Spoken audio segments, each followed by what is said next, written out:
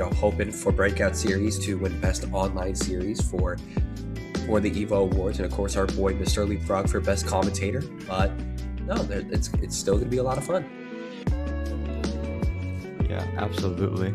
Big ups though too for the recognition, like you mentioned too, getting nominated for all these stuff for the Evo Awards. It's nice to see that come up for sure, especially on starting from the bottom. Now all of a sudden, we're getting recognized, getting a recognition from the Evo Awards as well. Always love to see the grind. Yeah, it's always such a good thing to see people, grinding up, being up, nominated for things, stuff like that. So it's really cool that we are going to be seeing that. Pretty sure first though on stream, looks like we're gonna be seeing Spoons versus Katana Senpai when they pull up, either that or Pickle Bad Boy Ray, or Spork versus Broward. Could be one of those three matches looking through the Start GG. But of course there is also a Matcherino. If you do ! Matcherino, pretty sure we still need to update it, because right now it is for City of the Wolves. But once it's updated, if you go in there and claim a code, it's 25 free cents into the prize pool. If you want to do that, it just helps out the players. Yeah, for sure. Definitely big support is always very well appreciated for all the players, spending a lot of time dedicating their time and efforts to this game, keeping it alive, man. And you guys out there watching too, you can just do it for free too. It doesn't really cost much for that for the code as well. 25 cents gets uploaded too, so helps out overall, man. Yeah, really helps out overall. So if you want to be one of those people to help out, once it's there, you can go in and just claim a code. It really is that easy. So I hope to see that come out. But either way, we're just gonna be waiting a little bit for the first match here for the night. Again, we got a couple people leading up into the top 8, so we're still gonna have a few matches leading up until the top 8. So we're gonna stretch this night as much as possible.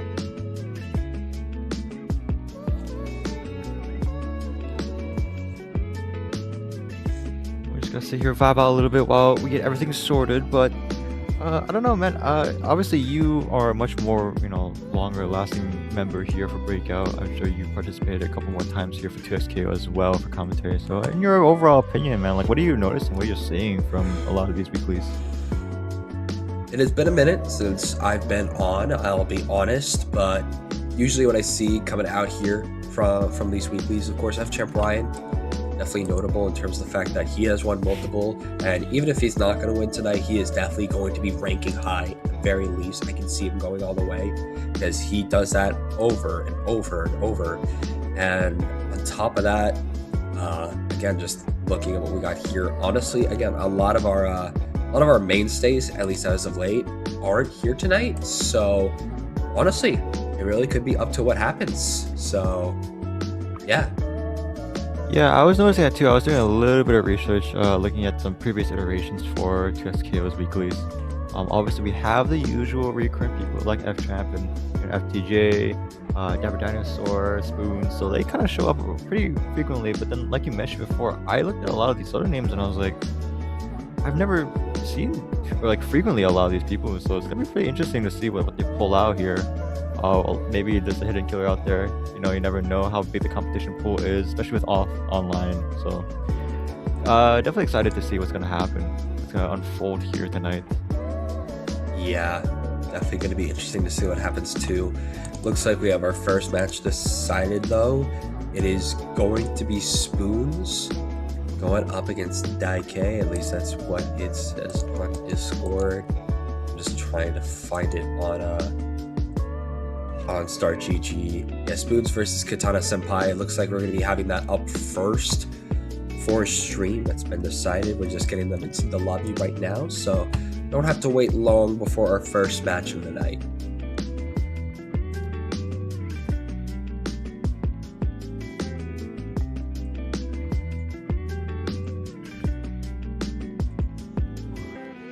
Yeah. You mentioned before, man, why don't we just sit here and just kind of vibe out, chill. You mentioned before, you took a little bit of a break, but have you been keeping up personally with playing 2XKO or playing other fight games in general? What have you been up to? I mean, it's mainly been fighting games. I've been kind of chilling these past few weeks, honestly. Just I'm back, our creator program, Yeah. including Tokon, stuff like that. Things are pivoting, but it looks like we got our first match up here. Echo Ari versus Jinx Blitzcrank. That is something you don't usually see. Yeah, for sure.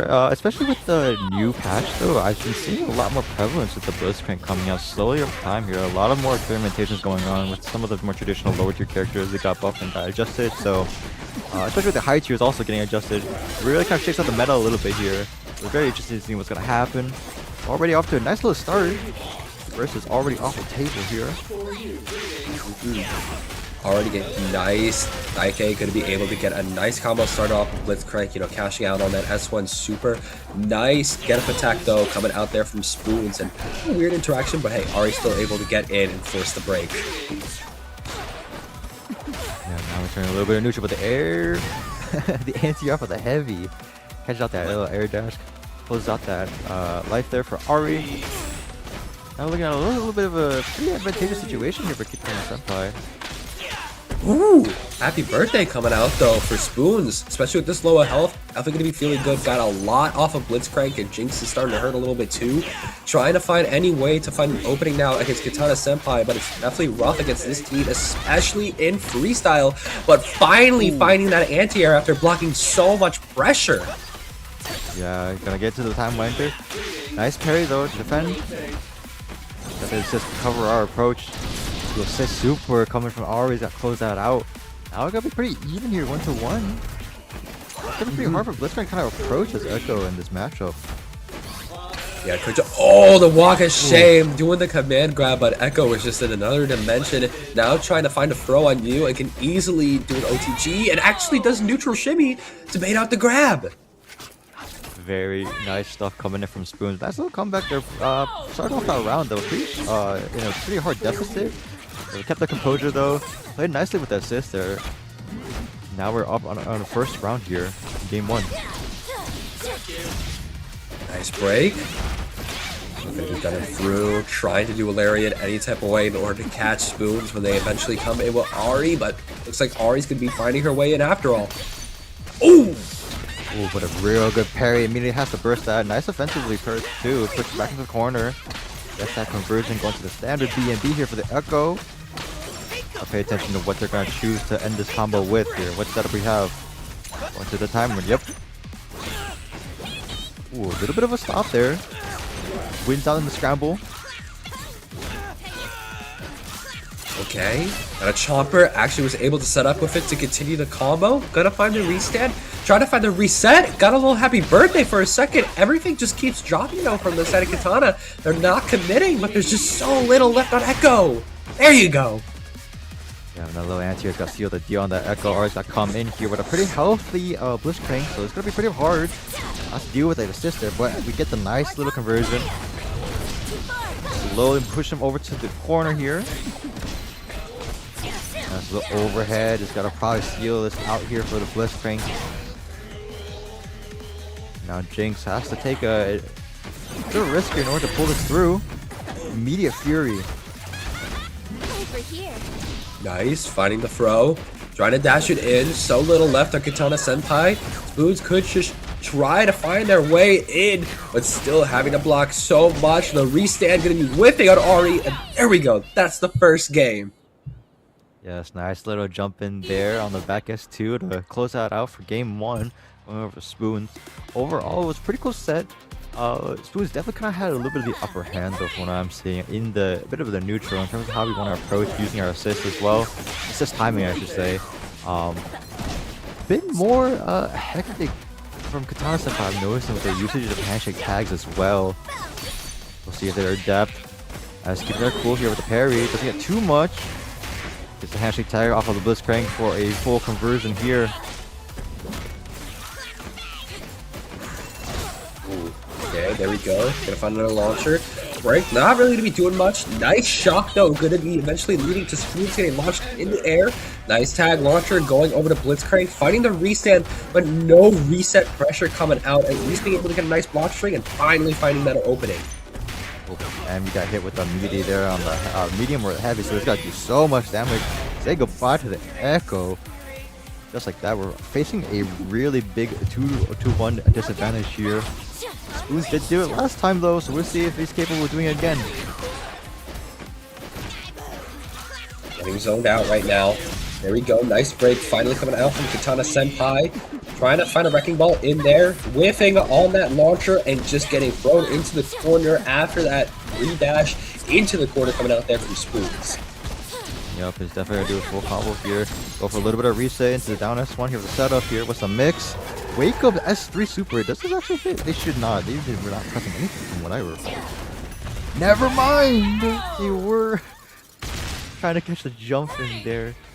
Use a deal for Thomas and takes that round. There we go.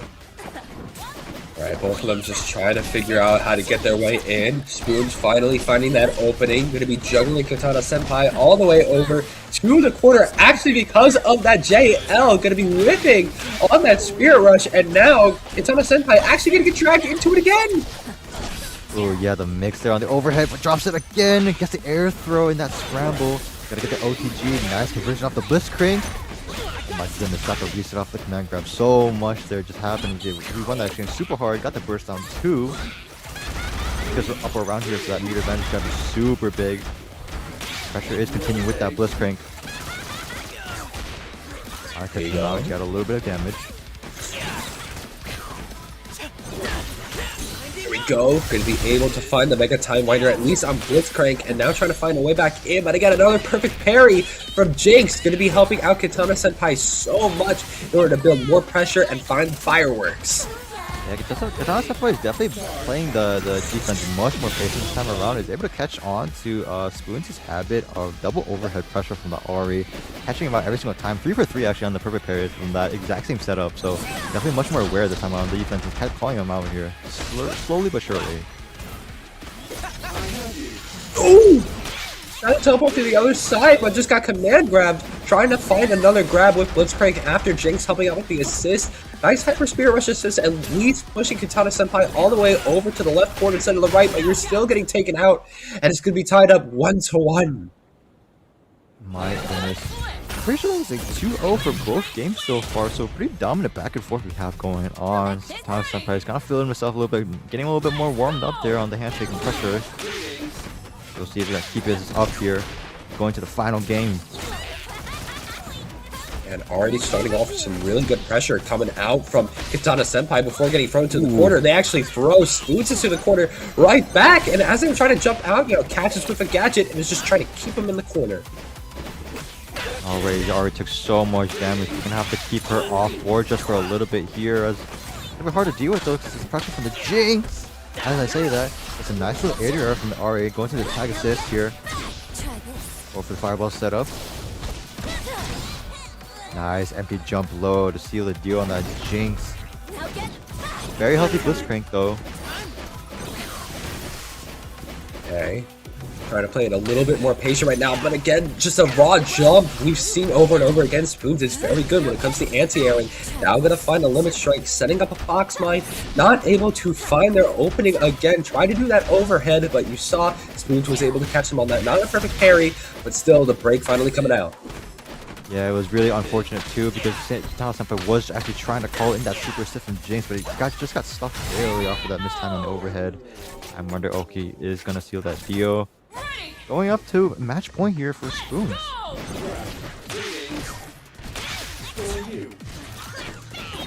Okay, dashing over. Trying to find the gun down, gonna be able to finally find something in the air. Blocks all around, trying to stabilize a little bit, and then he's playing a lot more slower this time around, but the grab is gonna seal the deal here. Get it a little bit of OTG. Drops it. This time just a little bit here, so managed to actually hard tag the Ari out. Covers some of that HP, and now Akko is gonna have to do a little bit more of the heavy lifting.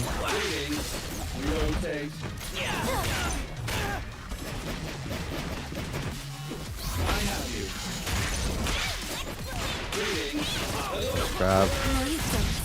The burst off of it has to burst for too much damage. Bit of a desert burst coming out though. We were up that one round still, so we were quite comfortable just taking that L there on the exchange, but no, we wanted to burst out and try to force some sort of interaction. Fails to do so, Katana Senpai is going to take that round. We're going to a final round here in our first game. Wolves. Great way to start off the night, and Spoons is starting it off very well, finding an easy Echo BFB into the Mega Time Winder and finding a launcher from Ori to set up the Limit Strike in the corner. Of course, really good OTG when it comes to Limit Strikes, found again with that Box Mine, and with that, we should be able to take Jinx out of here. Yeah, very nice and simple there on the mix there too.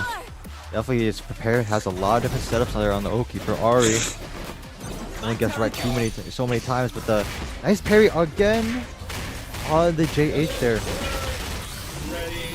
Something has to make this worth it. As much damage as possible. Nice, found the jump in again, watch out, got really close to getting hit by that, at least did not get punished, and got a little bit of a launch there.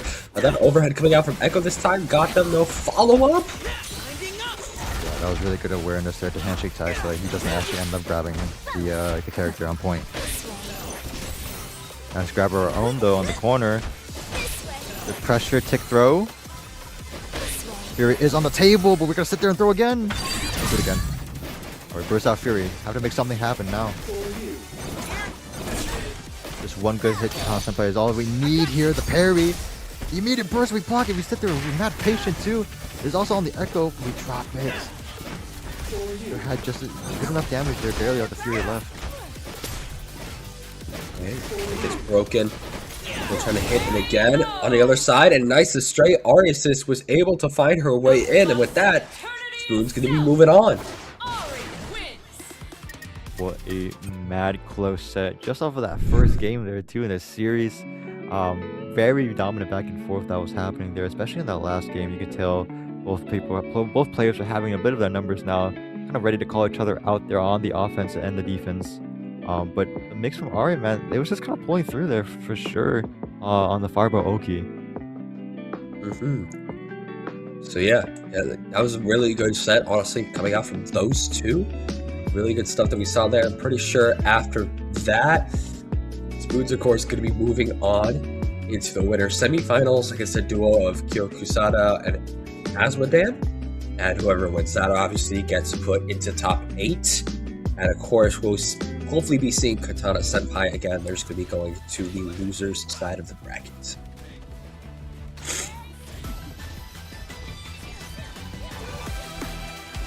Yeah, but as you can see in the replays overall, we're starting to see a little bit more of that, you know, the offense, but kind of opening up the defense more so than, you know, anything else here. A lot of scrambles early on, but we managed to, you know, compose ourselves and kind of take out that win here through, like I said, with a good usage of timings on the assists more than anything else. Better awareness for sure on the side of Spoons. Just barely with how close that set was. Yeah, I felt like, you know, Katana was able to call out a lot of the pressure that Spoons was doing, very formulaic with how they felt like, being able to call out those overheads, especially from Ari, over and over again with those perfect parries, and of course trying to find those Blitzcrank restands in a different way, not really with assists, but more so just trying to find it raw in a combo. It was honestly really cool to see from Katana Senpai, but either way, they're the ones that are going to be going down to losers brackets, and Spoons was able to clutch up in that last round. Of course, GG's to both as always, but of course, it's just the way it has to happen. Yep, and so Spoons will obviously go to a top 8 qualifying match in winter semis against the two teams, like you said, mentioned before, Kyokusada and Asmodan. Forget, which we should see, like you said, coming up soon. Before that, we're going to have Spork on the Echo Ari and Raven on that Jinx. Yeah, both are going to be rocking Ari, but it's just going to be the Echo versus the Jinx in terms of the uniqueness. It's still really cool to see so much Ari come out, but obviously let's see what happens here. Yeah, Ari definitely did kind of get away with a lot of the different patch nerf adjustments that we saw. Definitely seeing posing yourself up to be probably one of the best characters in the game now with the decent nerfs from the Echo and Yasuo. Regardless, don't count out the Echo. Still very solid character and very scary to deal with the mix. Both guys continue doing the block. Nice gunshots. Gonna slide through. Finally get it overhead. Gonna be able to set up a monkey copter. Try to go in. The random level 3 pop. Wow, and we definitely pressed there for sure. I'm pretty sure. So we're gonna eat all of this. No, we didn't. We still had to maintain our composure, so we had to let her get the turn back. Let's get the BMB here. Remember, Braven is Juggernaut, so this is gonna deal not as much damage as expected.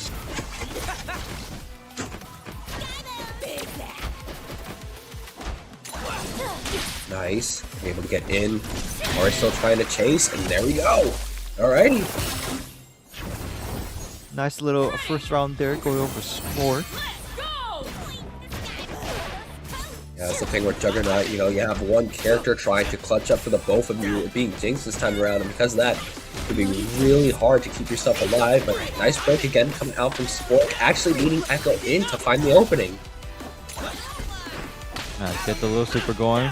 Have the BMB. Oh, drops just a little bit there. Missed time on the heavy. He's gonna have to eat the consequence of that here. We drops it ourselves. Getting a little bit messy here in the scrambles. Trying to back up, finding an explosion, trying to slide in again. Nice Fury this time around. Trying to send a shock over to Spork, but they're just going to block it and find a little fireball there. Nice, get the opening there on the timing on the button. Drops it. Goes for level 3 again, but that was just the assist there. That's gonna have to take all that damage. We're still okay on point. Yeah, even this Echo almost just died. Crazy amount of damage, but we're gonna get the hit. Hold the full conversion. Taking that first game over to Sport 1-0 in the series. Yeah, even with all that pressure coming out, just was not enough. You know, found that level 3, but it almost took out Echo there, but Ari was still there to clean up the mess. So it wouldn't have even mattered if Echo did die in that situation, which not going to be happening this time around. You know, Ari just try to cover up for Sport to start off with, but could be getting launched. Nice air there. This hit with the zap has to burst that. Is the tag out to the Echo. The Aura Hero and just have to eat all this pressure from the mix. Nice jump out. Oh, good use of the Fury. Not too bad. Push him into the wall there. Just steal out a little turn. Nice air throw. Gonna get the OTG into level 3. Say goodbye to the Echo. I'm pretty sure he just dies. No, he's just dead. Especially since we're in Fury, we're Juggernaut, he's gone. Yeah, no. I guess the air grab again. It was the S2, but we timed it so the get up attack actually whiffs. Works in our favor there. Raven's gonna take that first round. Raven actually having a much better round coming out there at the start, barely getting touched. This time around, Sport just gonna be running straight in and finding an opening to already juggle in the corner. Need to go into that one super here. Get some nice little BMB. Limit strike for the meter game too. Nice play though on the setup. There we go. Nice launcher coming out there from Sport. Going to be putting you into the corner and finding that Orb of Deception yet again, but going to be dropping. That's definitely not what you want. You have no meter here too. We have level 3 on deck, so any hit is going to kill for the Ari. As I say that, gets hit with the zap stray right out of nowhere. He snaps back to the Echo instead. Especially when they're so low. Oh my god. Pops the Fury, gets the air for the full conversion into level 3. That Echo is gone. Almost a TOD, basically a TOD. Because he snaps back when Ari was basically 1 HP. Should be free with the, yeah, any hit there. Get attack will do it. Braven's got tied up 1-1 here. Alright, nice clean tie, 1-1, especially finding there with the get up attack, no matter what pressure the Spork was trying to set up, it was going to get undermined. So now let's see what happens in this final game. Yeah,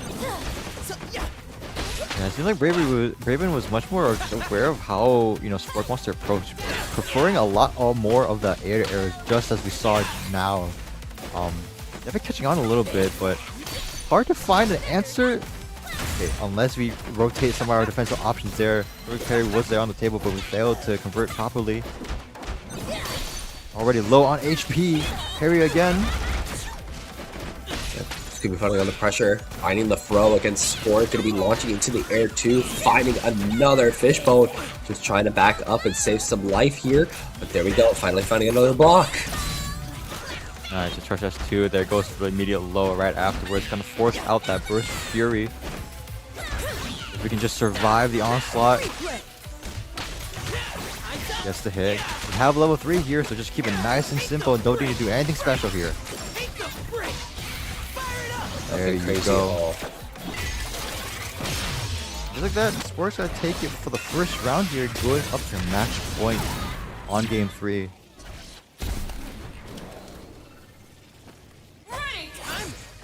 Alright, there we go. Sport could be 1 round away from taking this set and moving on to the winner's semis to try to qualify into top 8. Still has to keep putting on the pressure against Raven if they want to make it there. Gonna have to dodge some fishbones, but at least with some good freestyle mix, gonna sneak Ari in there. Yeah, nice little conversion to catch him off guard with a handshake. Going to our normal BNB here. Throw down that fireball. Let's see what the mix is. Good parry. Elects not to go for the low parry too. Just waited it out with the normal block there. Gets hit with a straight hit again. Drops a combo. We still have one more chance here for Braven. This is out. Let's do as much damage as possible. Elects to go for the Ori. A little bit lesser health character. A bit more easier to kill. Walks her on top of the head with the overhead.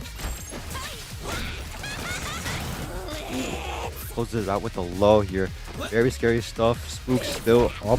It's a little bit of an advantage. Just one straight hit is all we need. We do have Fury. Gonna pop it immediately. We really want to win this round here for Braven. It doesn't matter if we're gonna be down in meter. Go, gonna be finding another Mega Time Winder. Gonna be setting it up again.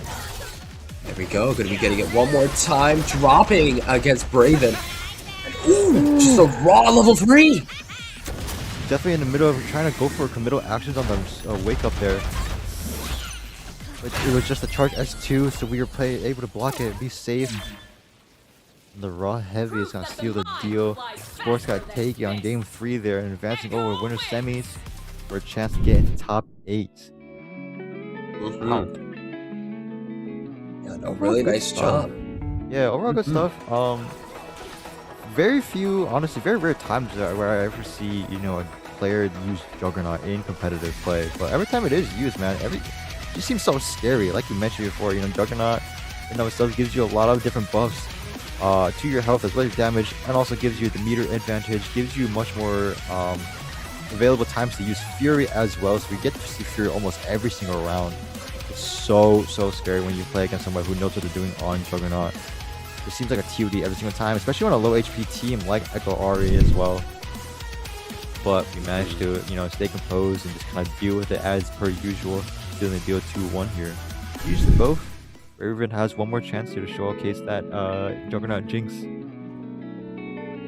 Yeah, one more chance to showcase it, and the loser side of the bracket can try to make their way out if they just lock in, which I'm pretty sure right now they're immediately going into a match. Could be fighting Kude Gita, so hopefully they clutch up there. And sorry if I mispronounced that, but either way, we'll see if they're going to be able to make their way back up to try to make a name for themselves into the top 8 of the loser side. But first, we got to watch the winner semifinals leading up to top 8. These are going to be the qualifier matches in our winner side, trying to make it into top 8. And we're starting it out with Masapan going up against Red Riot Ross. Yeah, very exciting stuff. Red Riot Ross obviously is a pretty big fan of 2SKO. You mentioned before, I blinked out on the team. He played Darius and somebody else. Was that one? Jinx. Darius, Jinx. Pretty interesting team comp. Don't really see that too often. But obviously he's cooking it up there. Obviously on stream as well. So really fun stuff. It's gonna be exciting to see how he's gonna do. He performed pretty well in the first round already. 2-0'd his first opponent there. So probably gonna be a pretty close battle here to get into top 8. So I'm excited and looking forward to it. Yeah, looking forward to it myself. Just gotta be ready to see what happens next, of course. But either way, still excited to see these matches as I'm trying to read somebody insert somebody to where it is. Where is it? Comprehension goes crazy.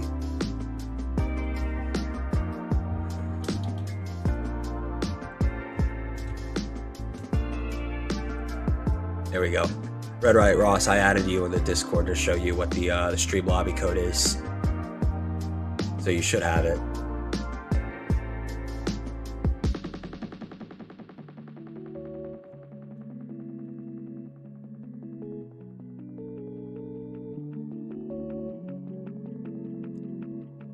Whew. Yeah, either way, we see what happens.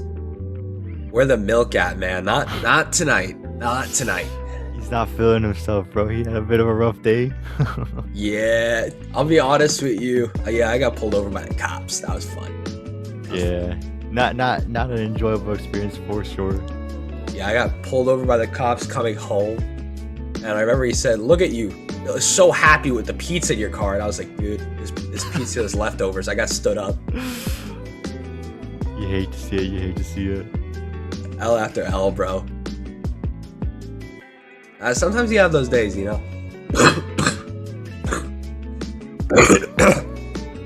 And sometimes you're sick during those days, but you manage. Red Right Ross, I literally added you in Discord, like in the Breakout server with the code.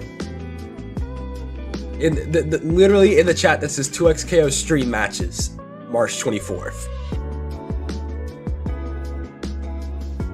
That's okay, man. Life happens. Just gotta keep moving.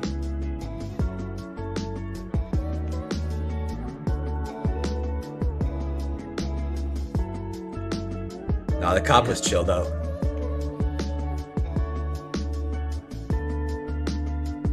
I got you, Brody.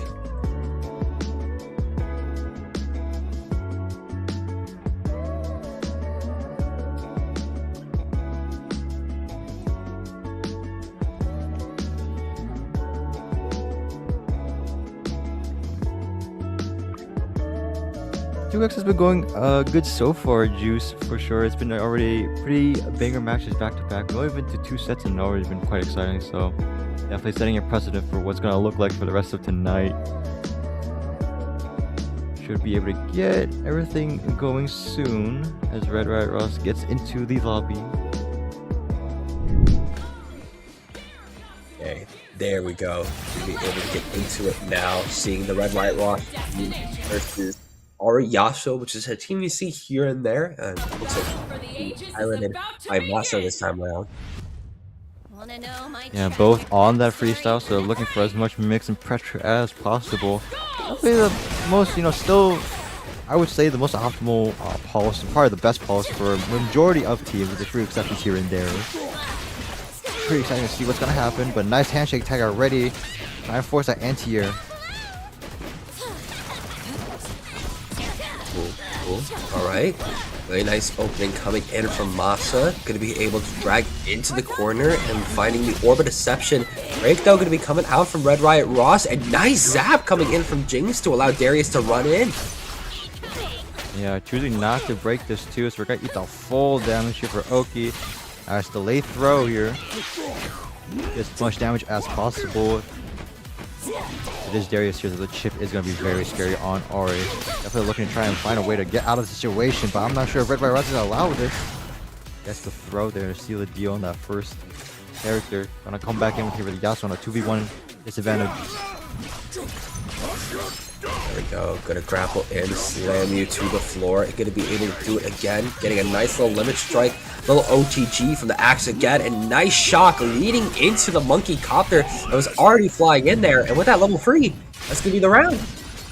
Yep, good recognition and awareness of the knife just kind of burst. Getting hit by that first exchange there with big damage. Masapan just decided, you know what?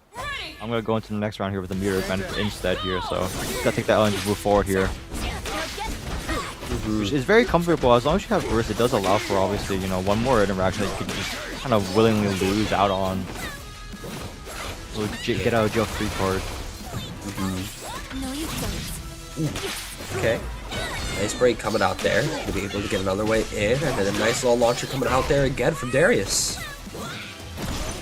deals some damage and goes back onto the Jinx for the point there. You want to obviously get Jinx on stage as much as possible. Fill the screen up with magic projectiles and set up as you can. Nice little conversion. Keep her out of bay now. All you gotta do is just kind of sit there and wait for Masapan to approach. You have the lead in the round count 2. Alright, there we go. Keep switching back and forth. And Yasuo trying to come in right now, going with the step dash a little bit, but still going to get pushed back by these zaps and the Gatling gun. And of course, Darius trying to come in to find an opening. It's a little slash. Nothing more other than that. I'm just going to clash again. Yeah, but Ross is doing a really good job playing his teeth out now, playing a little bit of that zoning. Winning in small little skirmishes and exchanges too, so getting a little bit of more poke damage. Masapan just slowly bleeding out. Both the neutral and because of the Darius bleed. Nice little combo here, going to the super, and this should close it out for the Yasuo here. Looking real tough for Masapan here with the Ahri. So hard to get in on the Jinx. Let's see what they can do here either way. Trying to find a launcher. Darius waiting it out. Whiffing on their own, but at least not getting punished by Masapan. As we're just going to be waiting one more time for Masapan to get in here and find another way in. Nice Fury. Gonna wait it out, recover as much health as possible, but we do get a straight hit 2 on the run up. We do so much damage. We do have level 3, but we shouldn't even need to use it. Just needed to use level 1 here. Oh, but a burst. Saves last second there on the Darius. Whiffs the super with the parry on the run up.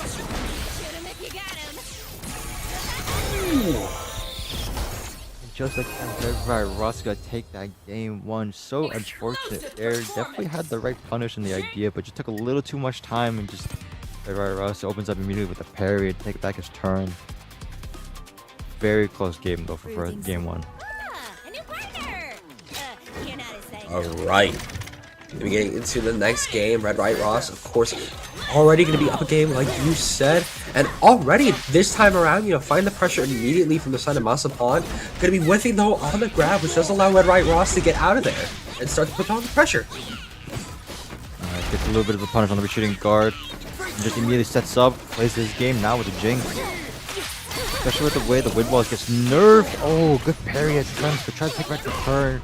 No, we're still swinging, we're still pressing buttons here.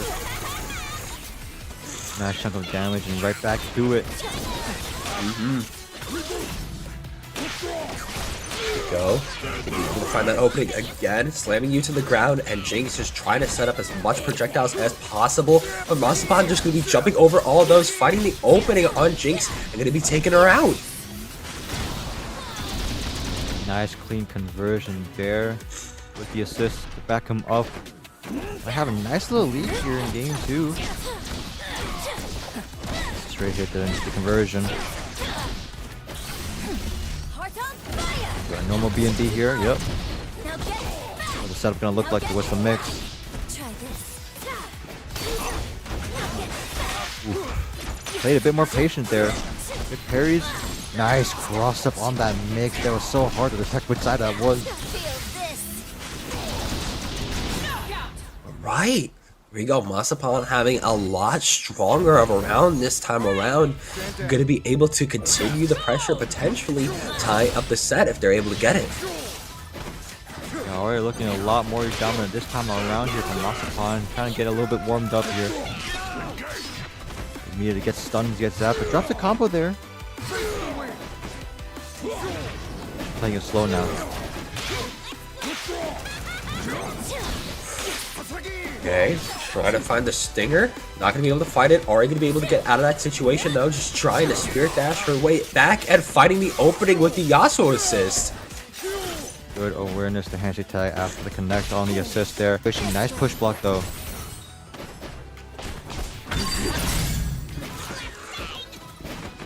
Tries to burst out of it after getting clipped by the low. Tries to approach there with the Yasuo assist, but no avail. There we go. Going to be fighting that Orb of Deception again on Red Riot Ross. Should be leading into a limit strike going to be potentially Yasuo actually has a lot of meter, so we're actually going to be killing this Jinx by slicing the moon and now tying up that set 1-1 like I predicted. Yeah, and honestly, at this point too, like with all these players, this is a top 8 qualified match, so like these players clearly know what they're doing. They're gonna take every advantage they're gonna get, try and squeeze out as much damage as possible with these combos and these conversions. So you never underestimate sometimes a stray hit just can lead to a death. We're gonna go straight into the game 3 here. There you go, gonna be able to Gatling gun again. Just backdash, trying to find a little bit of a foot dive. Darius gonna be eating a bit of the pressure. Jake's now too, especially trying to roll out and getting thrown and hit on the low. This is a lot. Yeah, it's already a lot of pressure, but nice little conversion there on the handshake tag from the Darius. Got a good chunk of damage applied bleed too, so the chip damage might go crazy, but no, we're gonna get but a low instead. The situation for Masapan needs to find a way to get out. Tags that already in. Now we're gonna recuperate just a little bit here.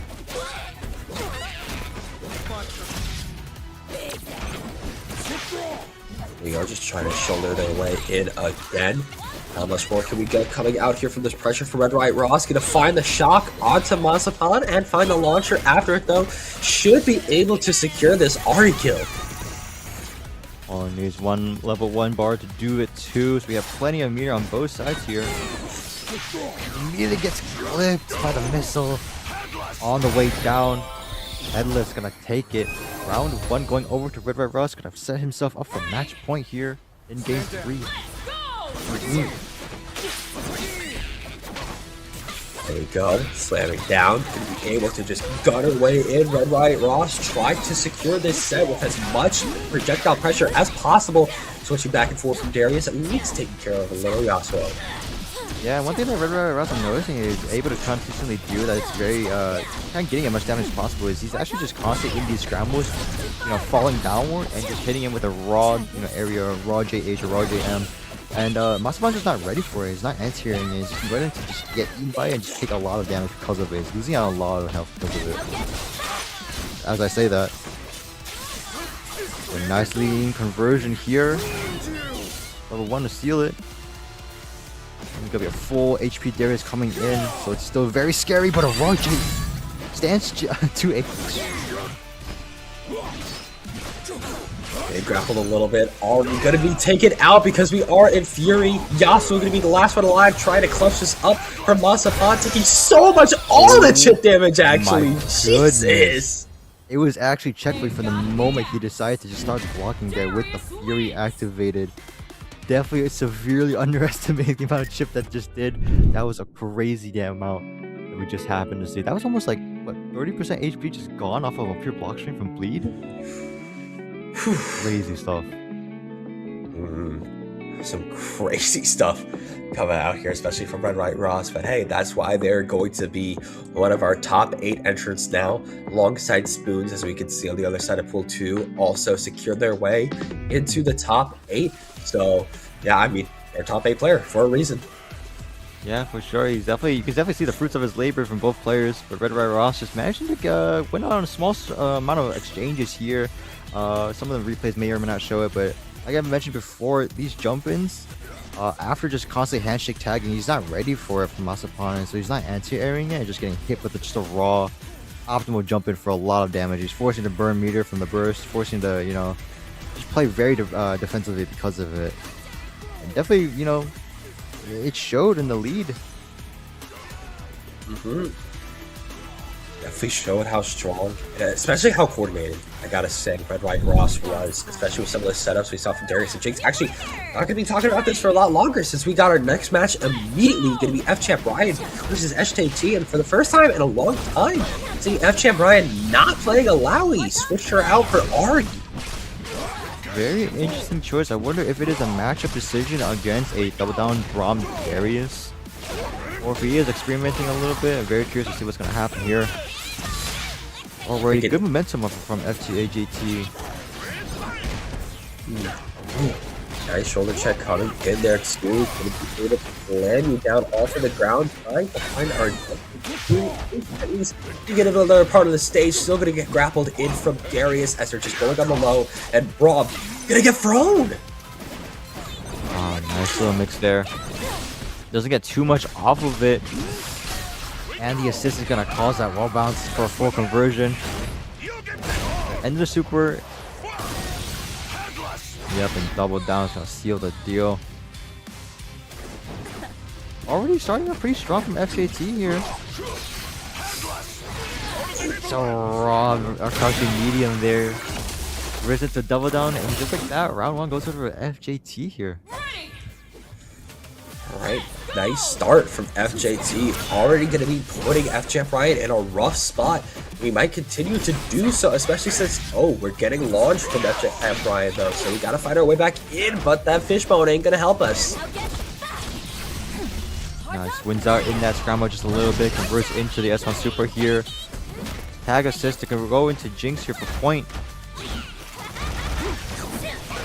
Now we just want to fill the space out with as much projectiles as possible. Nice handshake there to go for the anti-air on the jump in. Punish it. Nice rear adjustment to put them in the corner. This should actually do it here. Ooh. Nice, good stuff coming from FChamp Ryan. Air's gonna come in here, which is a bar meter. There you go, gonna be jumping away, getting launched a little bit. Still got the leg up, finding the anti-air onto FJT. Definitely gonna be helping out, continuing the pressure too, especially with Ari coming in. Could lead to a limit strike. They're actually gonna be rolling back up, try to make some pressure. They're gonna find the launcher. Nice anti-air. The fundamentals are always there, always aware and ready to do it too. It's paying dividends, man. You won the round solely over just the anti-airs, honestly. 3 of them in a row.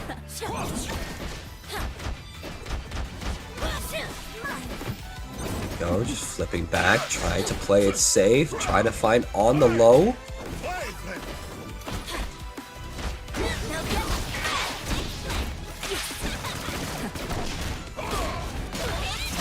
Good damage there on the assist.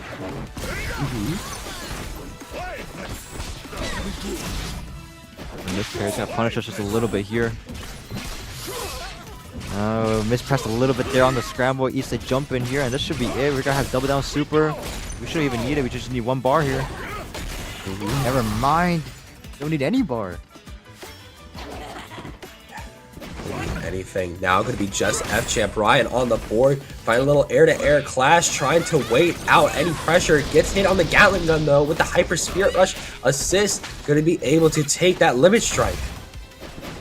A good amount of damage, needs to tag out here and recover a bit of HP while we play this long game now with the Jinx. But no, the shield assist from Braum is going to soak up that damage and punish the button press. Okay. Yeah, level 3 here too from Darius. Yup. Making sure that Fury Pop does not happen for FChamp Ryan. They're going to be able to take the game. Only up 1-0 in the series against FChamp Ryan.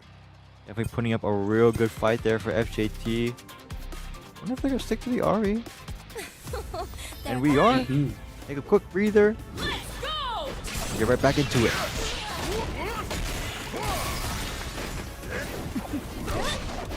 There you go, finding a way into the back.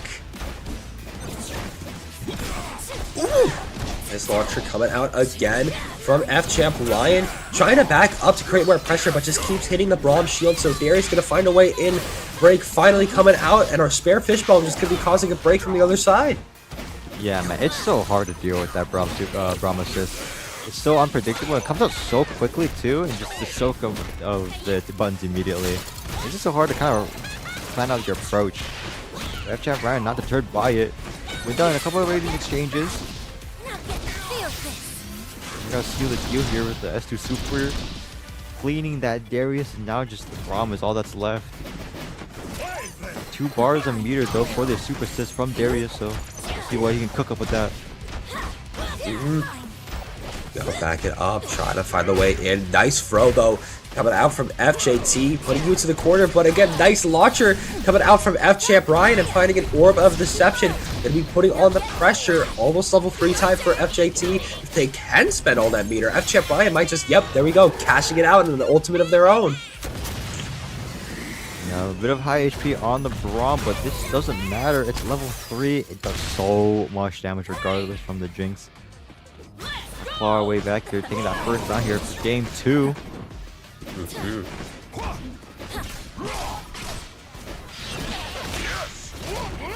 but a raw button there for the medium. Nice conversion. Just trying to break free. I think probably mistimed the push block there. Gets hit with the assist and gets hit with the follow-ups there for the block screen from Braum. Say goodbye to that R, and now all we have is a Jinx on half HP. It's not looking too good.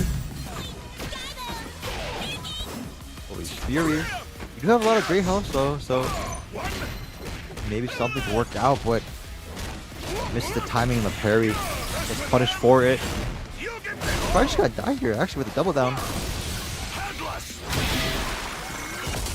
Wow. JT. Gotta climb up and poise himself up for a match point here, potentially, for top 8. There you go. Finds another way to slam you down, trying to set up with a chopper. Nice get up attack, gets called out, but breaking out in turn mode, trying to send in that RE assist. Gonna find another explosion off to FJT, setting up that charged Orb of Deception in order to get some more damage in there. Of course, gonna be finding the tag launcher instead of the limit strike, trying to at least lead into Jinx to find some nice Oki. Wow, the sequence is flowing one after another for FChamp here. Gonna go for a limit strike into the mix here. Oh my goodness, what was that, same side? Same side air dash over and then go into the same phase again. That's crazy mix from FChamp there. Definitely warmed up now. See if you can pull it together here. Definitely has a strong shot. Both champions are really healthy. Already off their strong start there. Couldn't convert correctly.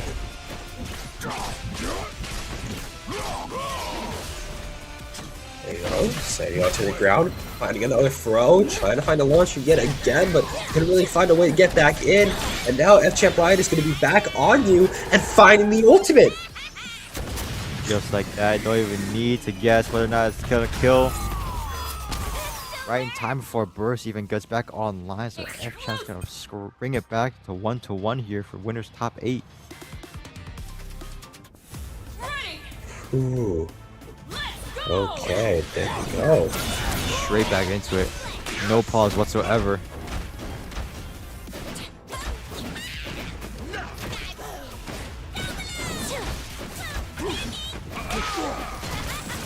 Okay, nice. We're gonna find some guns in, trying to zone out with the fish boats yet again, trying to go up and down, maybe sending Ari in to do some more damage, trying to provide a little bit of a mix. He's gonna be backing up, trying to find a fireball and trying to poke out again. Yeah, I'm liking how safe FChamp is playing here, giving the respect needed. Every time a push block, he's gonna play passively too. Just let the Jinx fill that space here with the projectiles, make him come to you. We're already winning some of these pokes here too, so the life lead is gonna slowly chisel out here. Gonna attempt for another mix here. Nice, stuffs the Darius too, gonna get some good damage. Play it safe, keep it cool. Ryan loves to play cheap. Ryan loves to play the keep away here. Ooh. Okay. Trying to hit their way in, try to provide a launcher too, at least hitting out Braum, making sure an assist doesn't happen.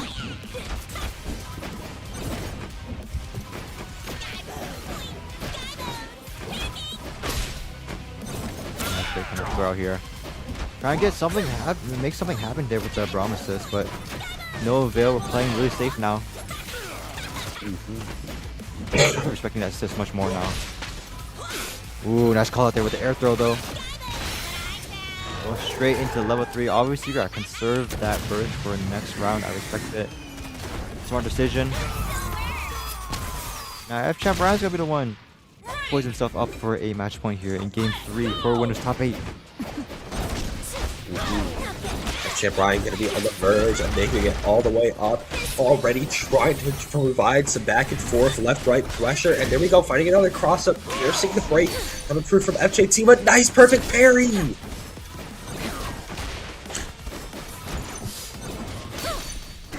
Oh, another parry coming in here for our turn again. Going for another mix here. Trying to retreat guard, make some space, but it's not allowing that to happen with these handshake tags. Finally cracks a little bit on that defense. Your super assist, put that Jinx back onto point. I like it. Caught him pressing on the block string. I close it out here. Darius is relatively healthy, but as I say that, just gets hit with a raw zap. Champ Ryan is doing a good job of obviously alternating and rotating these block string patterns, trying to catch out that timing. Does so successfully and goes into level 3 for Ari. Not gonna kill, but it's gonna do a lot of damage here for one more interaction left for FJT. FJT got one more solid chance. Gonna be able to get the throw with the mix-up pressure that comes through from that Promises. Both one throw of their own. Champ Ryan gonna be sealing off the set and sealing the deal as they lock their way to top 8. Real close set all around. Game 3, FChamp just kind of turned it up a notch.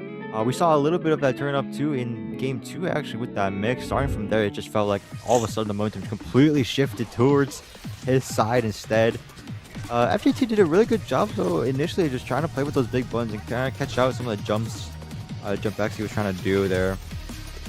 But overall, FChamp Ryan, as I mentioned before, just playing a lot more respect to that Braum Shield assist too. He was definitely getting a lot of dividends from that, so definitely was trying to make sure to not let that happen any longer, and did so successfully. And I honestly just felt very oppressive from game 3 onwards. I know, it felt very oppressive after we're able to kind of get their footing. You know, we never really see FChamp Ryan switching off their Alawi Jinx since the launch of the game, honestly. So it was really cool seeing them on a whole nother character. I imagine I've heard a lot of rumblings about Alawi being bugged and not feeling too good right now in terms of even just playing fairly. So switching a character seems to be the route that FChamp Ryan is going down, and because of that, hey, they're still cooking.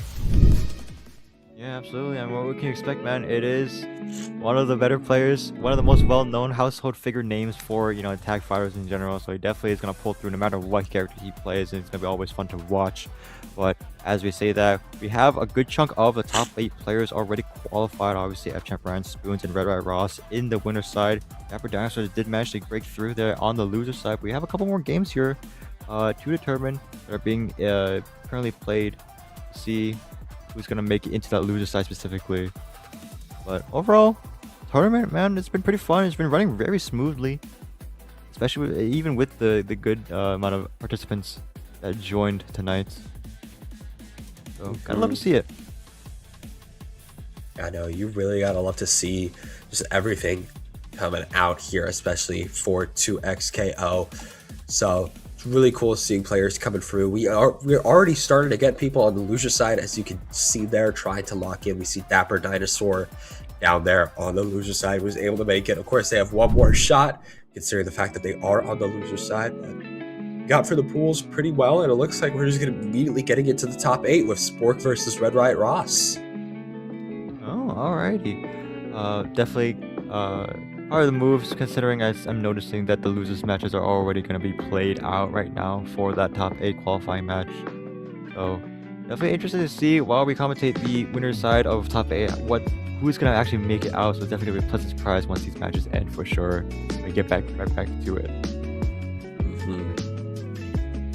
Get it straight back into a mix of things.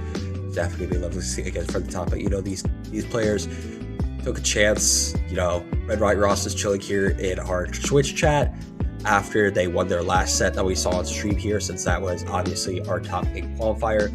So now they're going to be getting straight into the best that we are going to be able to see. They're already saying in the Twitch chat, it is time to get back into the lobby and try to secure your way into those winners finals. Yep, as mentioned before, that will be up against Spoons. So gonna be a fun little matchup to see there. I'm suffering from short-term memory loss. All of a sudden, Spoons' team was, if I remember correctly, what was it again? Pretty sure Echo Blinking Ari. out. Echo Ari? Okay. Yeah. So it'll be fun to see that actually plan out, especially on that Jinx Darius. As I mentioned before, oh yes, yeah, I was right. Spoons obviously runs the Echo Ari, so it's gonna be pretty interesting to see how Darius is gonna play into a factor there, considering he hits like a truck, and Echo Ari is probably like the weakest team in terms of health pool as well. So it'll be pretty interesting to see how he's gonna approach that matchup for sure. Yeah, so we're waiting to see what happens here, but still, we're gonna be having a good time tonight, especially seeing Spoons coming up against Red Right Ross. Us starting to get into the top 8.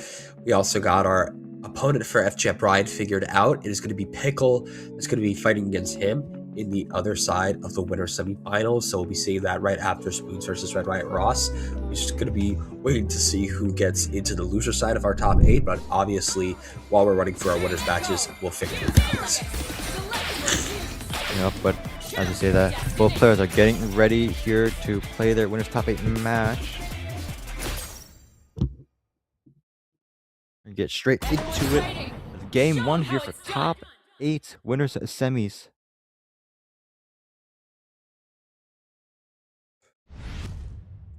Both players obviously also rocking the freestyle pulse as well. You're gonna see a lot of pressure, but immediately running up attempt from Spoons. But Red Right Ross immediately opens with a crushing M. A full conversion here. Gonna make the most of it. It's easily gonna be like a 50% combo. No, scaling was a little too much. Drops out of it. And right now, Spoons finally able to find some pressure. Nice break though coming out from Red White Ross, and immediately trying to follow in the air, but nice break in turn coming out from Spoons. Trying to space away with that Time Winder. Not going to be stopping Red White Ross anytime soon though. Yeah, he's going to be charging in like a bull, especially with the big buttons coming in from Darius.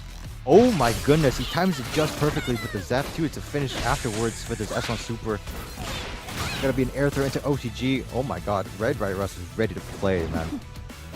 Yeah, Red Right Ross already doing so well, trying to find another way to get in, playing patient. Nice shoulder check coming through from Darius. Get you down for a limit strike and try to set up anything on the screen as possible, but that Chopper is just a little too far away to do anything right now. Combo drops out from Spoons, but gets a little nice reset. Combo drops again. And the assist from Darius is going to actually catch him by surprise. Closing out that first round, going over to Red Right Ross. Already a very aggressive scramble fest going on here between the two players. There you go, charging up the axe to Red Right Ross, trying to at least create a lot of pressure. If they cannot get in against Spoons, at least keep them locking. But it looks like, when you're stalling out in the air, Echo's just going to tag in, find the anti-air, and set up perfectly for Ari's limit strikes. Ooh, guess incorrectly on the wake up attack. Gonna have to get punished here. Not gonna choose to burst this. Smart decision. Gonna have to play this out here. Burst comes out from Spoons instead here. Try to force the interaction. It's not working in his favor. Red Right Ross is gonna get the conversion. Fill the screen as much as possible here. There you go, trying to gun you down. Find another fishbone. Here comes Darius in here, grappling you in again, finding the slice, and needs to get one more good hit on Echo in order to take him out. Trying to go for Chip, able to get it, but costing Jinx's life. Yeah, but at the same exact time, Spoons also trades there too with the Jinx, so it is a one-to-one trade, fairly even too. Red Right Ross gonna pop that Fury immediately. He wants to close this game out. Both parties also very close to level 3, so it's gonna be very scary. All it takes is one hit. That's gonna be death actually too. That's a Fury of Darius.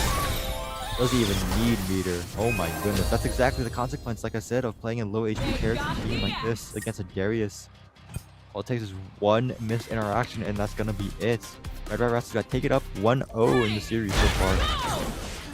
Yeah, really good start coming out from Red Right Ross, of course, already trying to find another way in. Nice little JH though, coming through from Spoons to immediately open up Red Right Ross, send them to the corner, already creating really good pressure. Nice, gets the limit strike for the meter. Already have so much on the table here. Gets the mix on the overhead. Blocks it, but not the second overhead. Just like that. In a blink of an eye. Darius is gonna go down under. Red Right Ross not looking too good in the first round here for game 2. Okay, there you go. Trying to gun through again. Trying to grapple in. Darius just going to be taken out just as quick, though.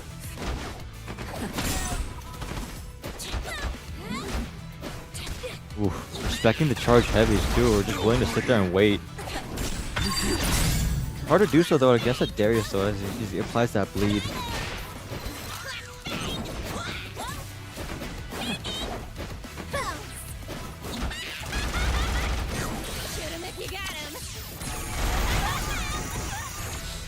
And the chip out on the super is gonna close it out. Gonna be even 1-1 here. Echo's gonna come in here. Fury almost up here for a Jinx. Don't need to worry about a one-touch engagement here.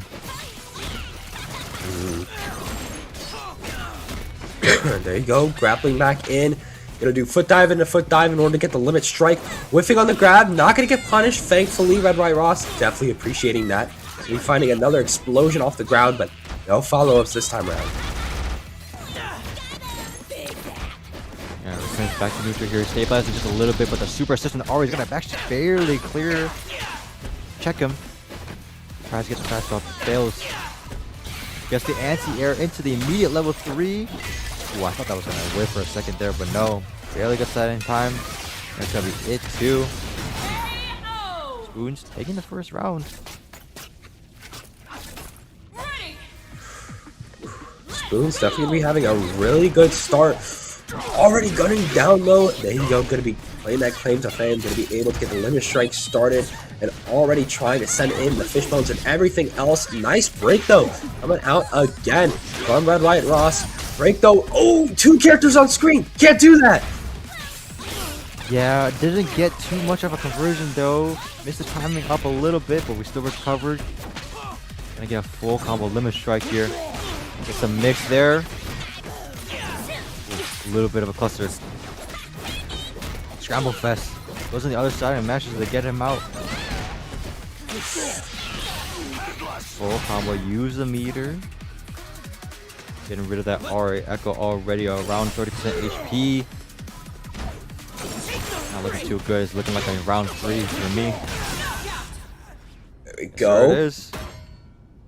Red White Ross has potential here. Just continue to block. Nice way for Ari to get in immediately and be able to put you all the way to the corner, slam you down with the Spirit Rush, finding the limit strike. Oki with the mine. It's just gonna be baiting out the jump perfectly for Spoons to get in again. Gonna get the full conversion here. Limit strike into the orb. We have level 3 on deck too, so we have plenty of meter to play with. Her immediately burst. Spoons have been quite active, actually proactive in using the burst. Not really scared of just kind of doing it early to kind of take that lead as far as possible.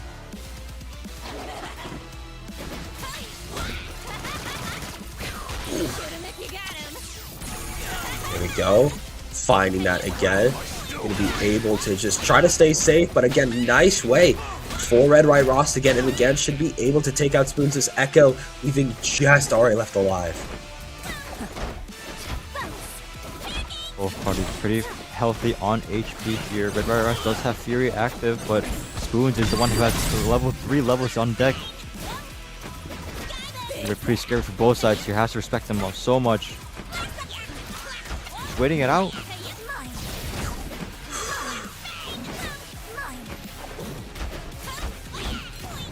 There we go.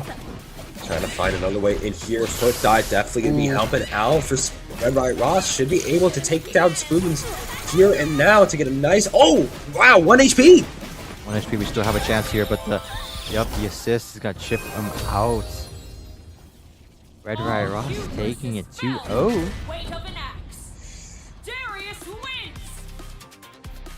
Right. And there we go. Going to be able to take that. And that is going to be Red White Ross moving on, being one of our 2 entrants now for our winners finals. Yeah, GG's to both. Real nice shot there for Spoons. Almost able to close it out consistently, but just missing a couple of the interactions there.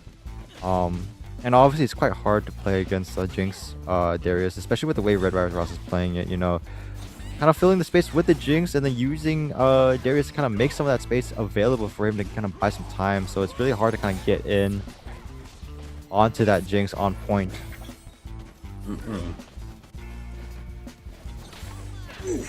Yeah, no. Really good stuff too happening from Spoons, especially, we saw that launcher coming out there, especially trying to call out some of those foot dives. But in the end, it really was Red Right Ross able to consistently keep up with what Spoons was putting onto the table. And like even there, we were full screening against a 1 HP Ari. Could have came back, just slammed out the assist every time. Just making sure that assist always comes out there. That's what Darius is really one of his best known features right now, has really good assists. Yeah, for sure. Like you said too, it comes out so fast, so it's sometimes hard to catch up, and you just recognize that, oh, he's gonna throw out the assist. I gotta have to sit there and block it. Oftentimes, you see a lot of it just a counter hit that enables such big damage and conversion off of that one single assist. So, scary stuff. Very well played from Red Right Ross, and like you said, he's got going off to winners finals, securing a top 3 minimum finish here tonight. We have one more shot here coming from Spoons.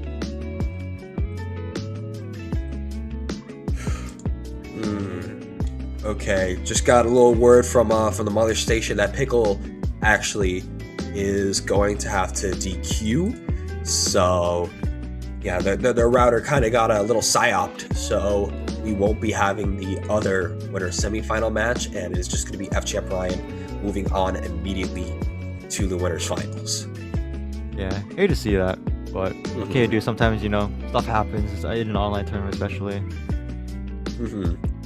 Yeah, no, that just happens, which also means that whoever wins between Masapan and whoever is going to be fighting Masapan in losers round 1, whoever wins that is just going to be getting a bye and sent immediately to the loser semis. So, yeah.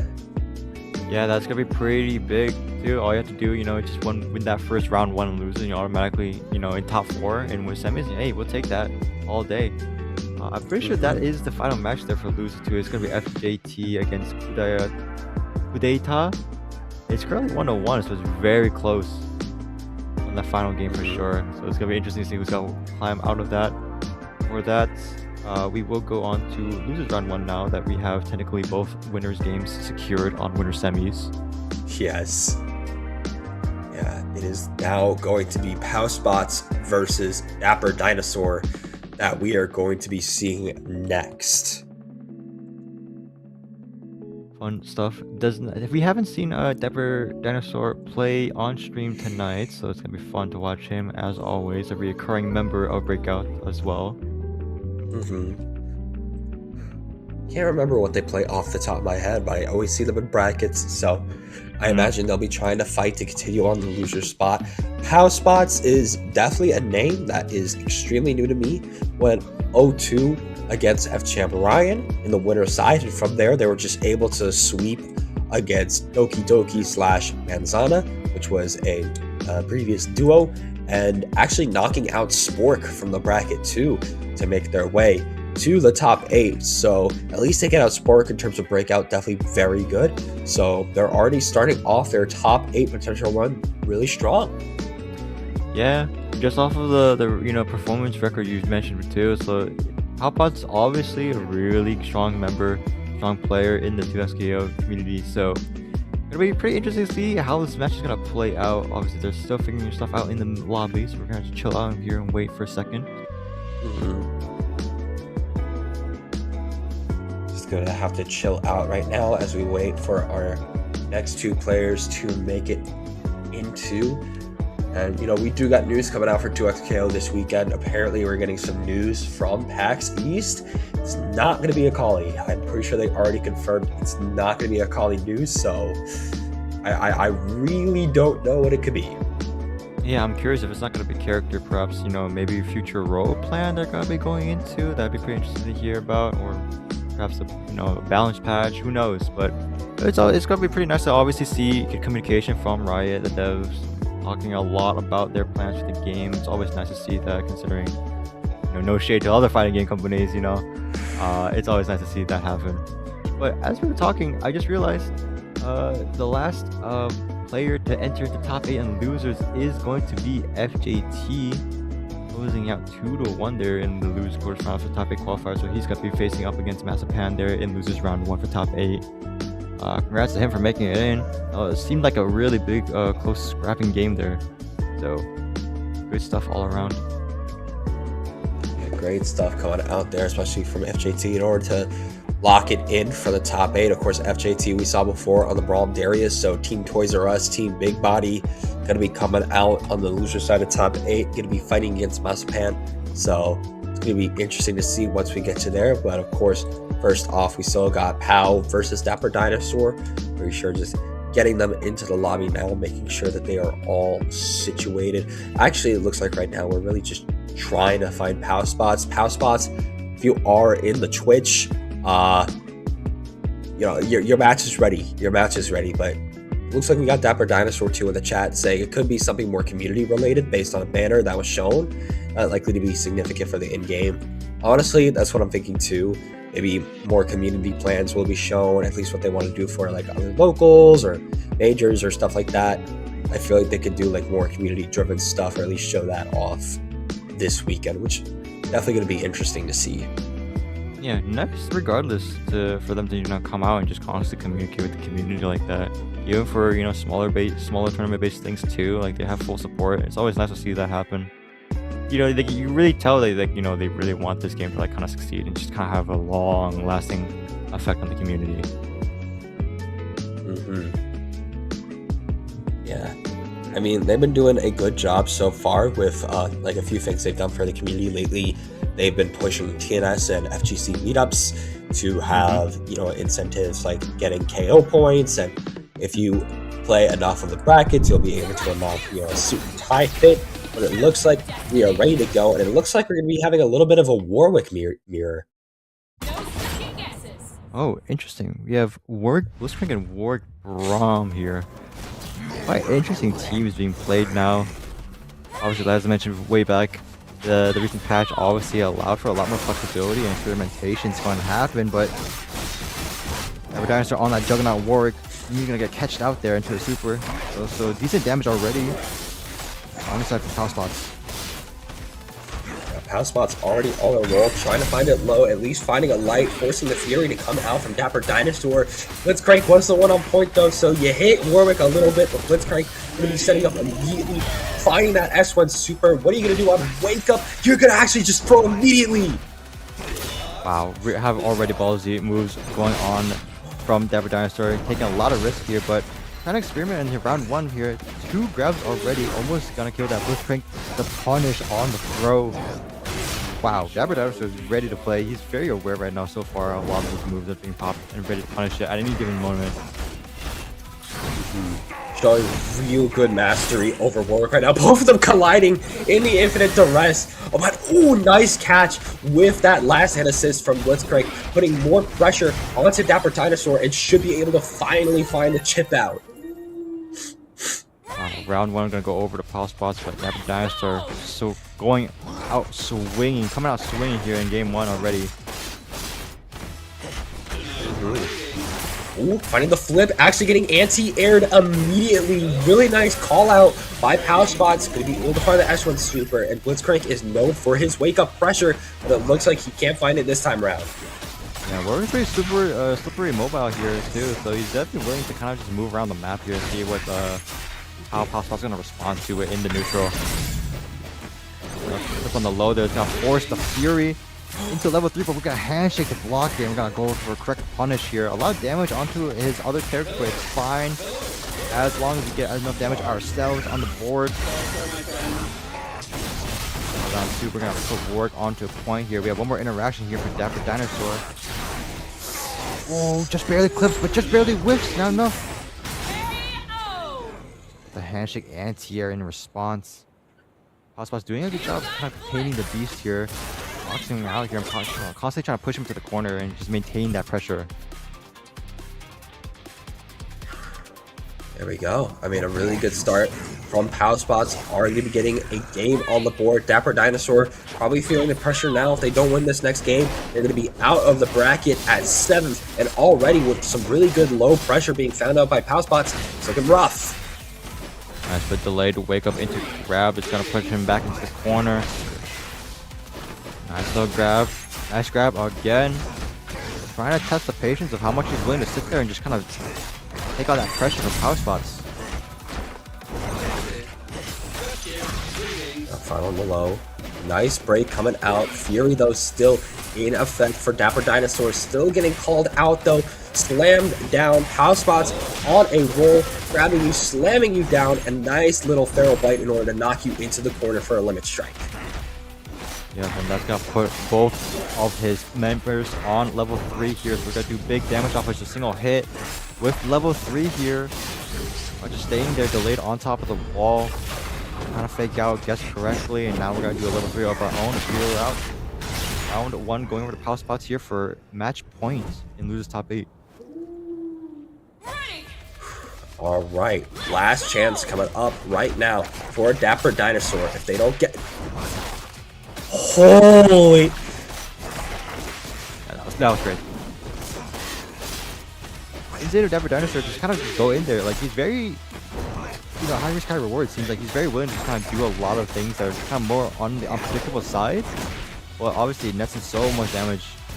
Nice reset into the grab there. Wow, we are playing with our food a little bit there. Nice delay on the wall. To throw into level 3. Close out that Blitzcrank. For a Warg v Warg mirror here.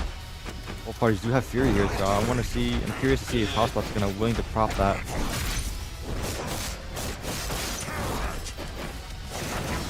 I'm sorry. I just like. I'll talk about it after the match. It was really cool. But first, we're gonna be seeing Fury coming out from Dapper Dinosaur, getting called out by that Blitzcrank last stand assist.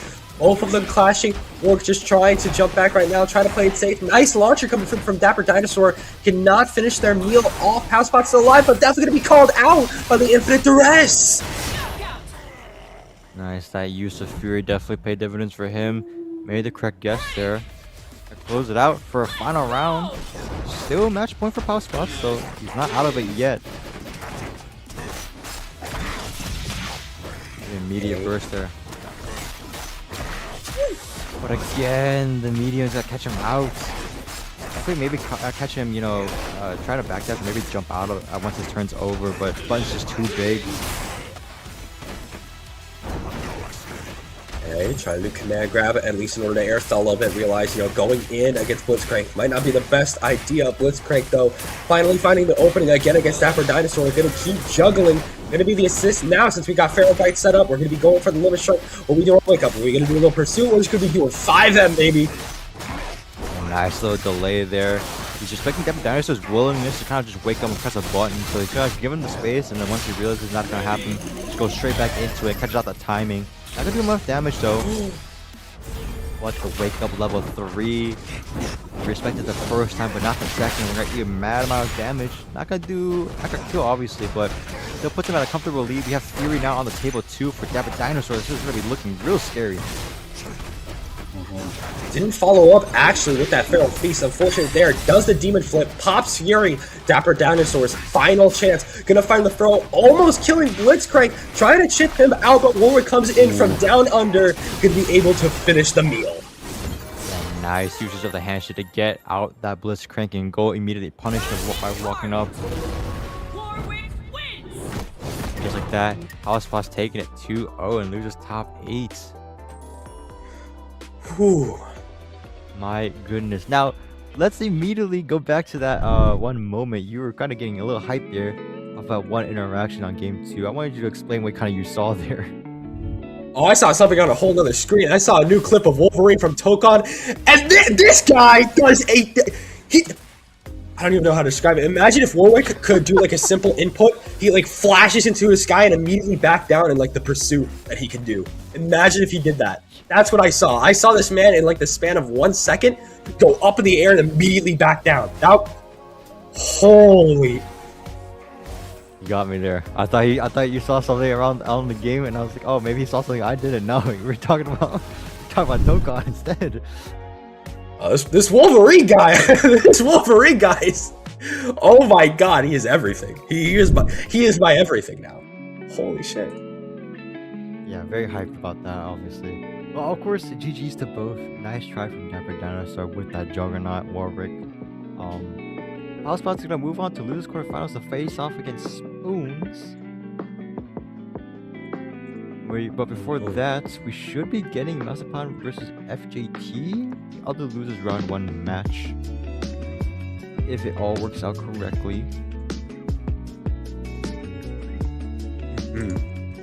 Yeah, Masapan versus FJT most likely next. We have seen both of them on stream tonight, so I imagine they're going to be trying to put up the same pressure as they did before. It's just going to be a matter of if FJT is going to be able to do a whole team big body against Ari Yasuo, if I remember correctly, for Masapan.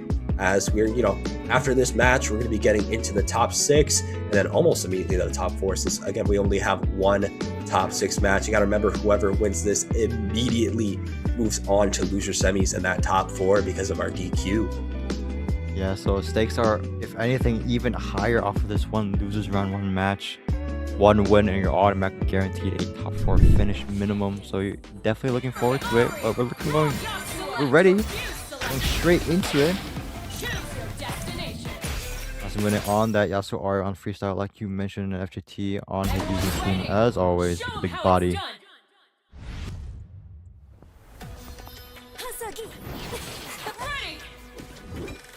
Alright, here we go. Starting things off immediately, just running back, trying to find Yasuo some pressure. Darius is literally just a spectator and watching Rom getting a few bits of damage, but more so back to the neutral game. Climbs up in a sandwich position, gets hit by the overhead for a little bit of damage. Safely gets out of the corner, but the heavy armor is gonna hit him, forces out the burst. And the wake up super catches him out, does do a mad amount of damage into the Ari.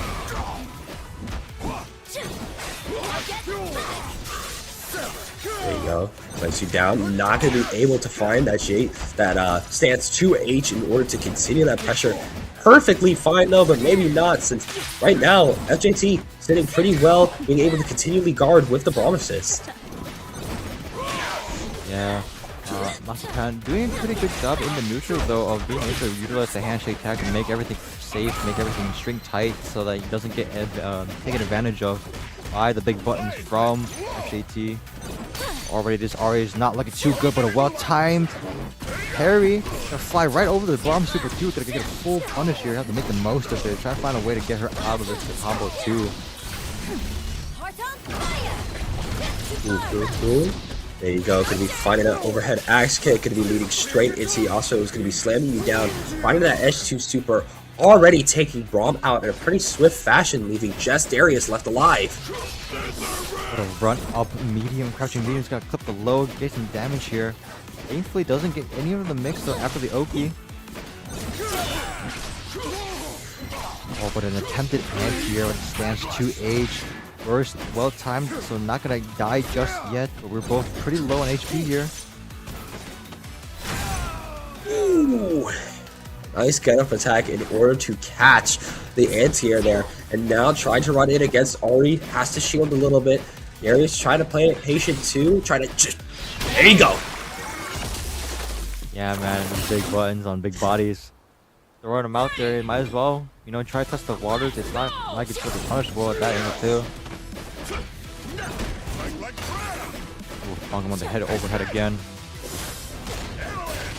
Just immediately walks up and charges too.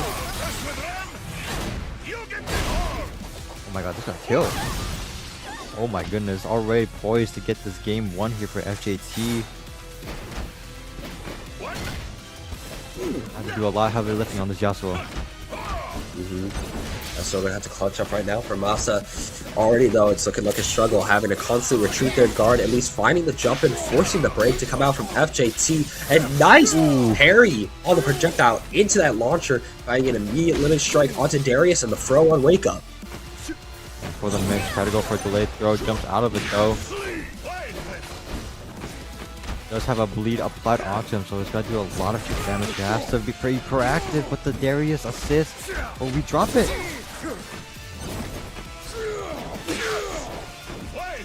They're trying to chop down. Very patient, finding that overhead. Nice fury coming out from Masa, trying to find one last attempt in order to win this game, at least healing a lot of that great health right now. But the shield, again, coming out from Braum, just going to be sealing the deal as we launch straight into the big guy from Freljord. Going to be able to find that S2 super in your day. That game 1 going over to FJT here and lose round 1 for top 8. Like I said, man, it's so hard to fight against the Braum shield assist. Comes out so quickly, and it just goes at you're just asking to just kind of hate yourself where they are at that point, you know. Walking straight into a wall, and it feels so bad because you know you want to take a turn, it's your turn. You know the Braum assist is gonna get you covered. We'll see how Masapan's gonna adapt to it in game 2 here. Already looking kind of clean here, getting a nice little BNB into the limit strike. There we go. We'll be able to pop that S1 super. Just gonna be doing a little bit of a disruptor coming out from Magneto, a little bit of a shockwave there into some more kick pressure, and the Poros might be able to take Ari's life here. Yeah, definitely got caught trying to backdash. Thought he was safe, but no, the big button for the big body is gonna catch you out. Have to always respect it. Just like last game, on round 2, it's a similar situation. The Yasuo has to do a lot of heavy lifting, but already not looking too good. It's clipped by the low into a full combo here. Nice jump. On the command grab first, immediately to put him back into the corner. Ooh. There you go, going to be finding that jump slash in there immediately. Masapan definitely feeling good, going to be able to find the kill onto Darius. Actually, no, going to be dropping it right before death, but at least we chip things out. Alright, the light at the tunnel is looking a little bit bigger now for FJT. Gets a walk up, Masapan I should say, excuse me. Gets a walk up throw. Fails the conversion though, and misses in the scramble. Oh, you could see it, the momentum was all in his favor, and just like that, just dies immediately. FJT goes up on round 1 for a match point here. There we go. Trying to find, there we go, finds the launcher. Be able to continue that pressure, slightly back down onto the ground. Nice break. We still have active. There we go. Pops it from Masa. Going to be able to find Yasuo. Try to make your way in. A little bit of a shoulder check, but it's perfectly fine. Good defense on both sides here to block this mix. Catches him jumping off of the command grab plus on block. Had to guess. Guess wrong. Now he's going to eat so much damage here. Doesn't go for super. Ooh, scary whiff on the parry, but we did it. Actually elected to go for just an MB jump, so no punish. Here we go, switching to Darius. Already just trying to back up as much as possible.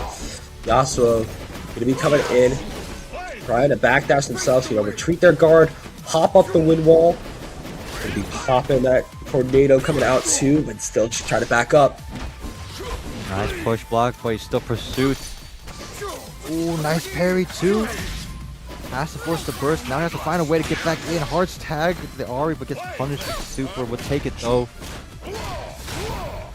The jumpers that seal the deal. We also have to come straight back in with such low HP. All you have to do is go for a chip. Let's get a raw big button, and that's gonna be it. FGT's gonna take it up 2-0 here. And advance straight over to loser semis. Finding that immediately, especially since, again, I remember Pickle did DQ because of the router shenanigans, so they're just going to be locking it in immediately to the loser semis, and I imagine next we'll be finding out who their opponent is going to be, as we have Spoons going up against House Spots.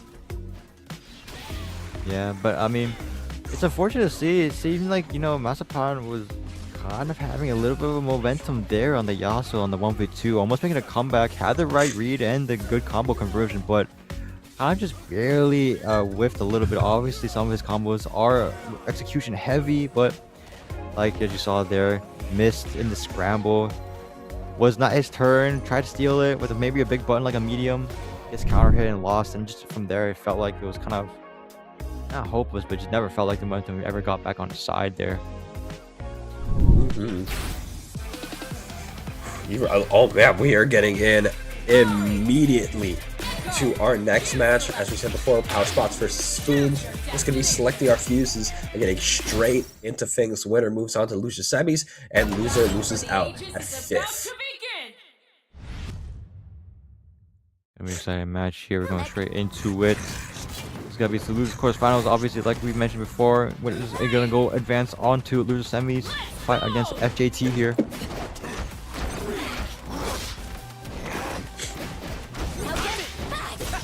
Missed the OTG, but it's okay. Missed the grab.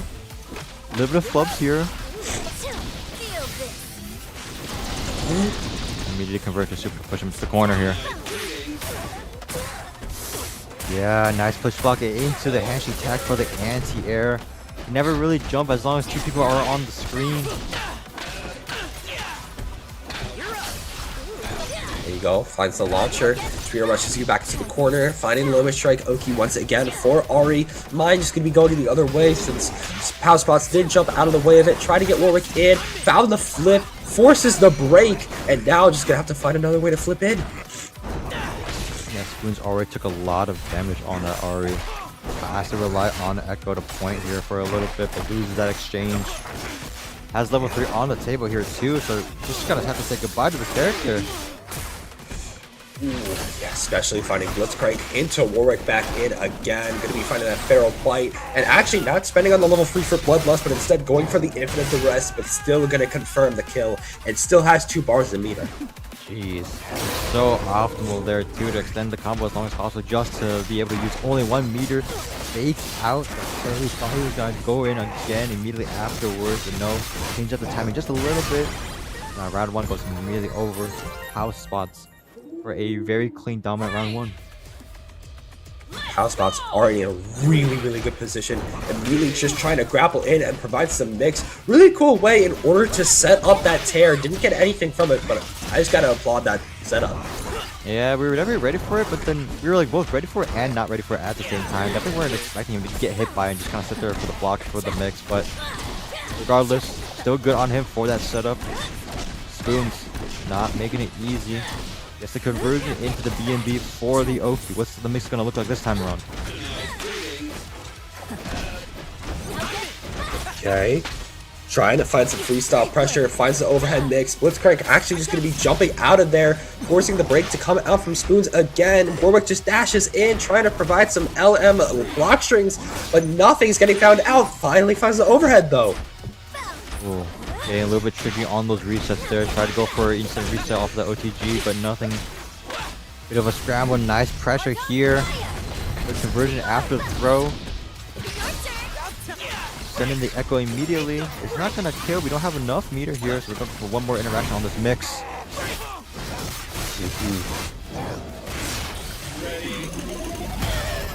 There you go, slamming you down. Waiting for what you do when you come back up. Trying to provide a way in order to get another opening on you. Bye-bye, Echo. My goodness, these charged timings are really paying dividends for Power Spots, it seems like. Not catching out the timing just a little bit. That small delay is all it takes apparently for him to kind of, want to be instead of like a pressure button to kind of jump. Flipped instead into the double down super. Seal the deal. Game 1 goes over to Power Spots here in losers quarters. Alright. Wow. We are starting off very strong. Helmet here on Power Spots. Needs one more game in order to confirm their way towards those losers semis. Spoons maybe taking a second here, just trying to calm themselves down, figure things out. Sometimes it's like that. Yeah, absolutely. Take a bit of a quick breather, but apparently it's not working out too much in our favor. Still losing out on that interaction. Gonna get pushed all the way to the corner. Big damage. Already lost more than half of our life. Answered has to force the burst too. Okay, but we're aware still. We still have our own anti-air. We're still in it. Here we go. We're trying to find a way to get in again. Oh, okay. Yeah, that's just already dead. Yeah, just a raw assist there. Managed to take the hit. Immediately converts over with the handshake tag. Not looking too good here for round 1. Got him in a sandwich. Scared of that grab. Hasn't presented once yet, but the thought is enough.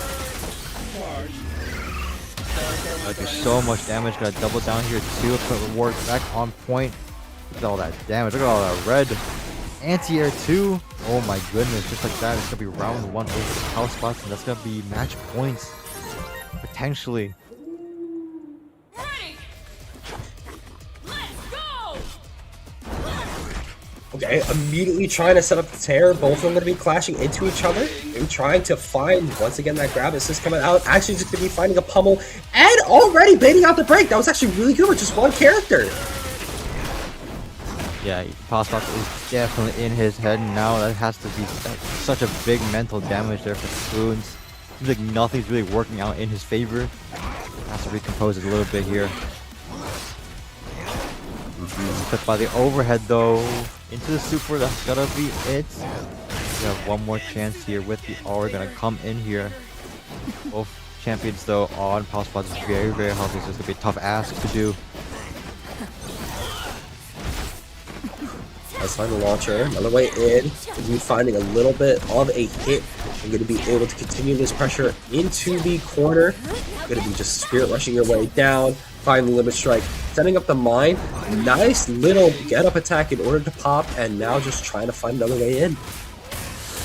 Ooh, gets a counter hit there. Definitely tried to intercept something, but the meaty there is going to do it on the frame trap. And the pop Fury. We have one more shot here. Okay.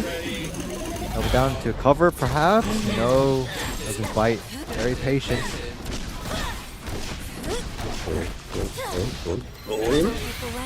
Yeah, just gonna go straight into level 3 here to immediately get the screen out. Trying to even the odds just a little bit, but we have no meter. Fury is gonna be out soon, so it's gonna be tough regardless.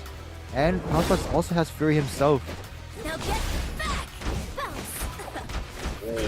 Trying to find that overhead kick again, but Powerspot finds their way back in. Just going to be doing a simple tear B&B, and with that, going to be punching their ticket towards that top 4. Yeah, that was a really good try there at the end from Spoons, but just couldn't have enough meter, didn't have enough life. They kind of seal the deal there, try to make some sort of a comeback. This whole set was honestly just really well played for Pospot. Seemed like he was very ready for a lot of the kind of things Spoons was trying to attempt to do. It seemed like he always had his number. No matter what he tried to do in response, it seemed like it was going to get answered or just didn't work in general. And yeah, just the basic fundamentals also there too with the consistent anti-airs. What can I say, man? It was just very clean and surgical from Powerspots there in that set. Yeah, really was, especially since they were doing a lot of simple and clean B&Bs, honestly, with Warwick, and then finding ways in order to get Blitzcrank in there, at least trying to come out from an assist or something else like that. It was just really good pressure overall. So from that, they were able to take the dub. Really cool there. And of course, now we do have a really good setup. But with that, we're going to be taking a quick short break before we get to the rest of our matches tonight. So don't go anywhere. We're going to be right back.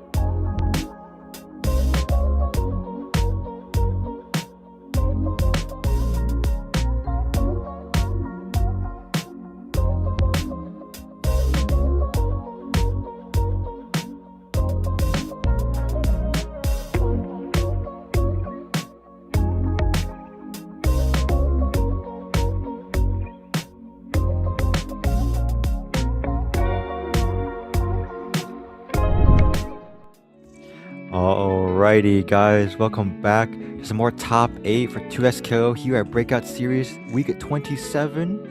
Quick recap: we just finished the first half of top 8, so now we're gonna go back and finish the rest of top 8 with the top 4 here. Starting with winners finals with F-Champ Ryan against Red Riot Ross. Now keep in mind, because we are in almost top 3, all the top 3 matches, winners finals, losers finals, grand finals, will be first to 3. So with this winners finals match, it's going to be a first to 3 match. So it's going to be very exciting to see Red Riot Ross against F-Champ Ryan. Two very, very good players that we've seen so far in this tournament. So very excited to see overall how this is going to play out. And then afterwards, we are going to lose semis with Power Spots and FJT. And then continuing on to losers finals, and then obviously the grand final. So that's gonna be the plan for the next couple matches here. Overall, very excited to see what's gonna happen here. Yeah, very excited to see how this goes down too, especially since these players have been playing so well tonight. Of course, we got F-Champ Ryan versus Red Riot Ross to start us off. Of course, both of those players are kind of the top players going into this bracket, honestly, in terms of power, and it looks like that's what we're starting off with. All right, F-Champ is gonna go back onto that Alawi with the Jinx. Definitely a bit of a change of pace here. Probably a bit more comfortable, obviously, on this team comp. In your hands. And then we have the Jinx Darius, of course, from Ross here. We're curious to see how this match is gonna play. We're gonna go straight into here. This is winners finals here, Breakout. First to 3. Very excited to see what's gonna happen here. Alright, already starting off, we got some left-right mix. Already starting off, looks like we have F-Champ Ryan back on that Alawi. Definitely felt like, you know, we're this high in the bracket. Gotta be going with our mainstay girl, but immediately getting foot dove, and Red Riot Ross is already starting up some insane pressure. Yeah, both parties are definitely utilizing a lot of their parries to kind of make some sort of a move happen off of the parry on the missiles from Jinx. Red Riot Ross obviously was a little bit more advantageous in that position, took advantage of it, but now it's getting hit right back with the pressure from Alawi here. The tentacle's gonna convert off of that grab. Full combo conversion. Have to burst out there immediately. Fearful that it will be the end of that if it doesn't. There we go, running in, just trying to gun down, finding another fishbone. There we go, finding another tentacle, already taking out Darius. They're already off to a good start from Ryan, but a little run over with a clip on the low. That leads to a full combo conversion into death with the super assist from Darius here. Tying up right immediately after losing his Darius for an even Jinx mirror here. Gonna be Jinx versus Jinx, something you don't see often, even with F-Champ Ryan, Red Riot Ross. They really cannot remember the last time they've gone up against each other, but today is going to be that day, and the Jinx mirror is going to be here, and it looks like both of them zapping at the same time, but it's going to be F-Champ Ryan coming out on top. Yeah, in the flurry of projectiles, we managed to win out. It's a clip into the OTG level 3, but it's not going to be enough. Red Riot Ross has one more chance here. Just trying to get rid of that copter yet again, send in a bone. Gonna be able to get a little something onto F-Champ Ryan. Find another connection, going a little bit too far under. Gonna be dying. Yeah, definitely was a little fixated on the jump in. Wondering if he was gonna press the button and go for an empty jump, but elected to go press a button, closing it out. First round here. Okay, nice. Finding the wake up on the roll. Going to be able to get a little bit of good damage onto Alawi, but Jinx is going to be helping out, stopping the pressure onto F-Champ and allowing F-Champ Ryan to just run up, do a little neutral shimmy, do a little JL on the Darius. Actually going to be carrying him for a little bit. Yeah, does some decent damage, gets the air throw, recognizing and calling him out, rightfully so. Has to burst and immediately tag out. Nice punish though, baiting him with the by dangling the free of damage down here, Darius. Punishing with the zap. There you go, fighting an anti-air, backing up right now, and there we go, hitting on the low again. Gonna be doing that 2x assist, grapple you back down into the ground, and gonna be able to set up the Call of Cthulhu, see what you're gonna be doing on wake up, hit on the low from Jinx, and should be able to at least get enough pressure to take you out here. Hyper Viper.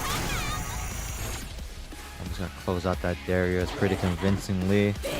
Jinx not too much on the health department, but we get a nice little jump in, forcing the burst. Gets stuffed with a super assist. And the scuffle is going to work out in our favor. FChat Ryan gonna take that first game here in Winners Finals. Already really good start from F-Champ Ryan here. Going to be able to take that first game. Red Riot Ross still had some pretty solid contention going on here, but still needs to find that key, that link in order to get the dubs. Nice, find himself a little happy birthday there. Nice little chunk of damage. Gets the command grab, but fails to convert off of it though. Nice little punish there with the air throw again. Knowing Red Ross is getting a little frustrated, he wants to try and make some move happen, and so he's reverting to the skies, but Champ Ryan is ready for it. Let's jump it in, continuing the block, finding a way in. There we go. Going to be finding that zap, finding another fishbone in order to secure the kill, leaving just Darius left alive for Red Riot Ross, as F-Champ Ryan is just trying to make sure that they have the full screen game. But there we go, finally getting that break. Attacks back in, they allow it, gets the throw. Nice bait on the wake up attack, goes to level 3, immediately try and avoid the burst, but fails it. Still have one more shot here for Red Riot Ross. Command grab into super. Some damage on board here. Ooh. Ooh, run up throw. Definitely got scared on what he was gonna do. Thought he was just gonna run up and punish, but no, he gets a throw instead.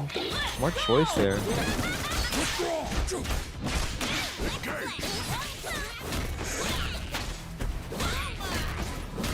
Boom.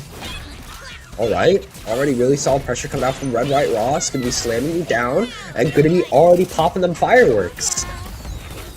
I get some good damage on board here. The Jinx is almost dead. Nah, clips him with the S1 there. Barely not enough though. Tags out the Alawi. Puts Jinx in for a little bit of safety. Okay, just foot diving over and over, pushing that copter along, finding another way to try to get back in against F-Champ Ryan, especially with all this pressure that they've gotten so far. Finds an opening, spending early on the break here, maybe at least trying to be confident in the fact that they're going to be able to slay out F-Champ Ryan. I mean, with that copter just sneaking in there, we might get it. Yeah, with how low HP F-Champ Ryan is on this Jinx, may more than likely be Red Riot Ross's round here, but F-Champ Ryan has not made it easy. Just gets clipped there. Tying it up now 1-1 here in game 2. There we go, just jumping back, trying to find that foot dive, trying to find any way to get in against F-Champ Ryan again, but F-Champ Ryan is going to be finding that opening, slamming it down, S1 super, getting that riptide in there. As the tentacle open, nice little jump though in the corner. Tagged out to Darius too. Try to get a little tricky there on the setup. Fails to do so, but we made a lot of space now and very comfortable playing now.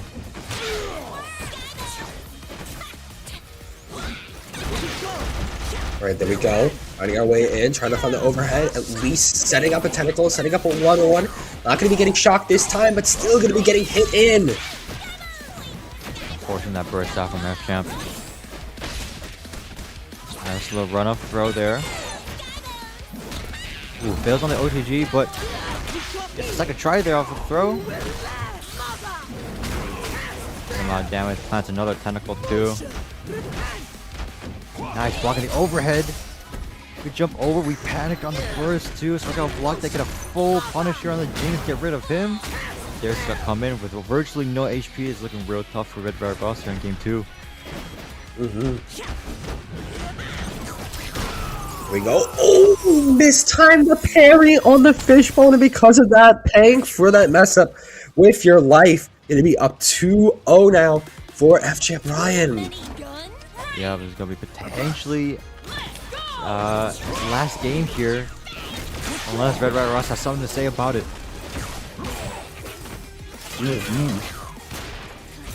Right, there we go. Getting so many projectiles on screen. Finding that chopper. Trying to at least find more pressure with everything going on here. At least finding that fishbone to the ground. Allowing the Malawi to force out the break. Nice little spacing there on the button. Nice tip with the low. Gets a full conversion here. We're going to a full B&B. Oh, we're getting a trick. We're going to actually go continue the combo with Jinx instead. Assist tag to continue right back to the Lowy into the SC Super. Oh my god. That actually killed from all of that. Very impressive stuff. We'll leave just a Darius here with a practically full HP team. There we go, setting up that Call of Cthulhu. Actually, no Call of Cthulhu for you, because Darius was just going to be coming in and swinging, fun in that headless. Both of them whipping the grab. Whoever at the same time. You know, funny interaction. Yeah, a bit of a flop on both sides. Managed to get the shimmy though. Has to force out that burst. Command grab. Back into the corner there. Good amount of damage. You have Fury too from Darius. So this is going to be mad scary. The assist trap. You can actually hit him. This is actually very doable all of a sudden for Red Right Ross here. I'm gonna jump it, and there we go. Finding that 5L, gonna be continuing the pressure all the way to the end. And it looks like Red Right Ross finally gonna be able to take a round and might have something to say against F-Champ Ryan. Yeah, he was really patient there on the jump in there. Gets the punish too. Starting to slowly respect a lot of these different options he's starting to present now. Here we go. Still finding these tentacles, slamming to the corner, not setting up the Call of Cthulhu just yet, maybe waiting on it, but still gonna get thrown for their troubles. Here we go, Jinx trying to come out to help out Darius and eventually finding that hit again on Left Champ Ryan.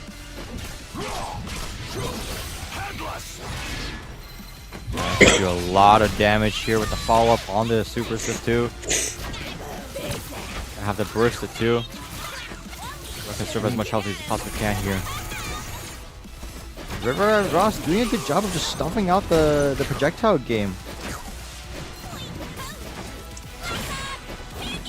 Here we go.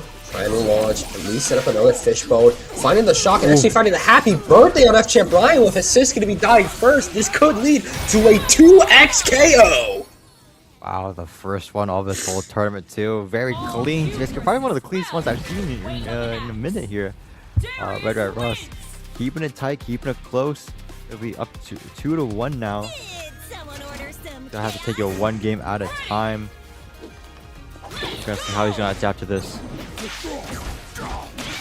Yeah, that was a really solid 2x KO coming out there, showing that Red Right Ross no trump right now against F-Champ Ryan, but it looks like F-Champ Ryan is starting to get their pressure ready and set, going to be able to get that throw in, you know, get a little more pressure after that. It'll be a little full screen right now. Nice handshake tag to go for the anti-air, has to burst because he's afraid of the conversion that it will be scary with the Alawi. Now we're stabilizing just a little bit now. Ooh, good delay and crossover action with the foot dive. Gets the assist too. Have to burst out of it. Oh my god. Oh. They both somehow missed each other. Trying to do the Hyper Viper. That's a new one. Hey, mutual, you know, meter burn. Nobody gets hurt. Well, at least we'll take it at the very least. Nice damage onto F-Champ Ryan here. F-Champ Ryan is answering right back here. Get rid of that Jinx. Ooh.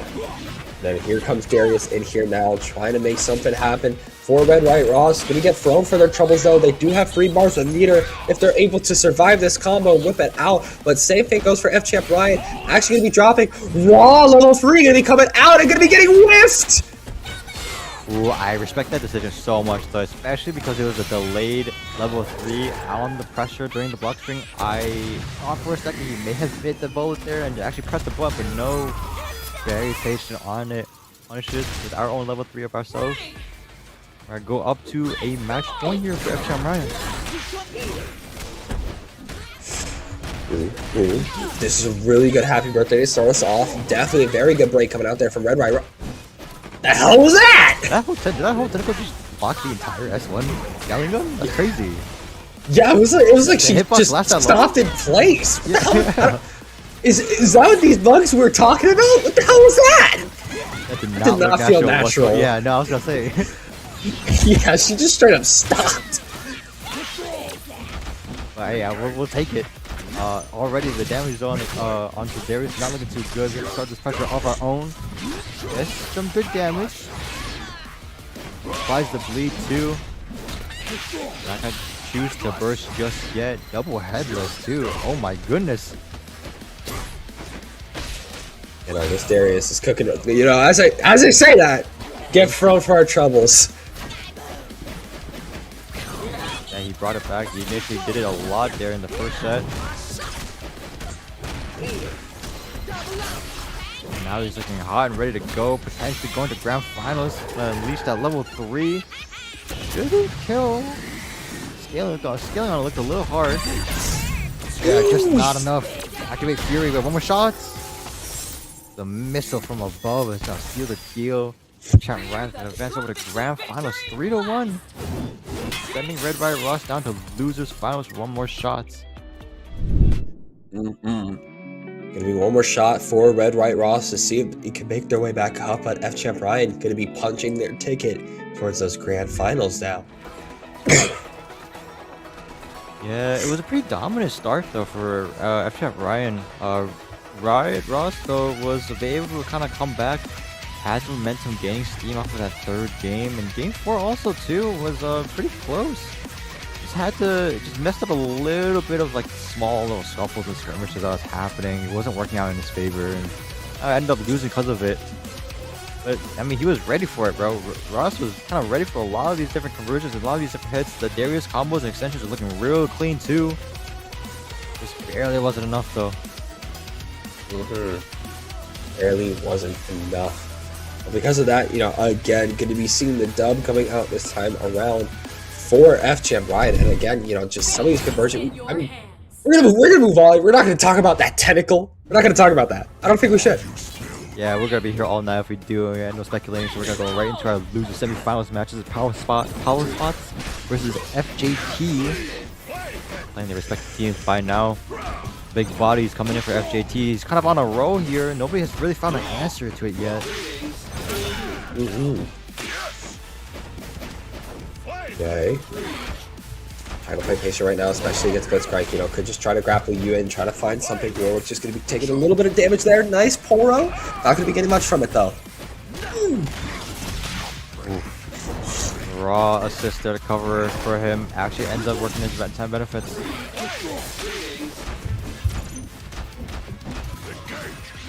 Near the pressure. Nice jump.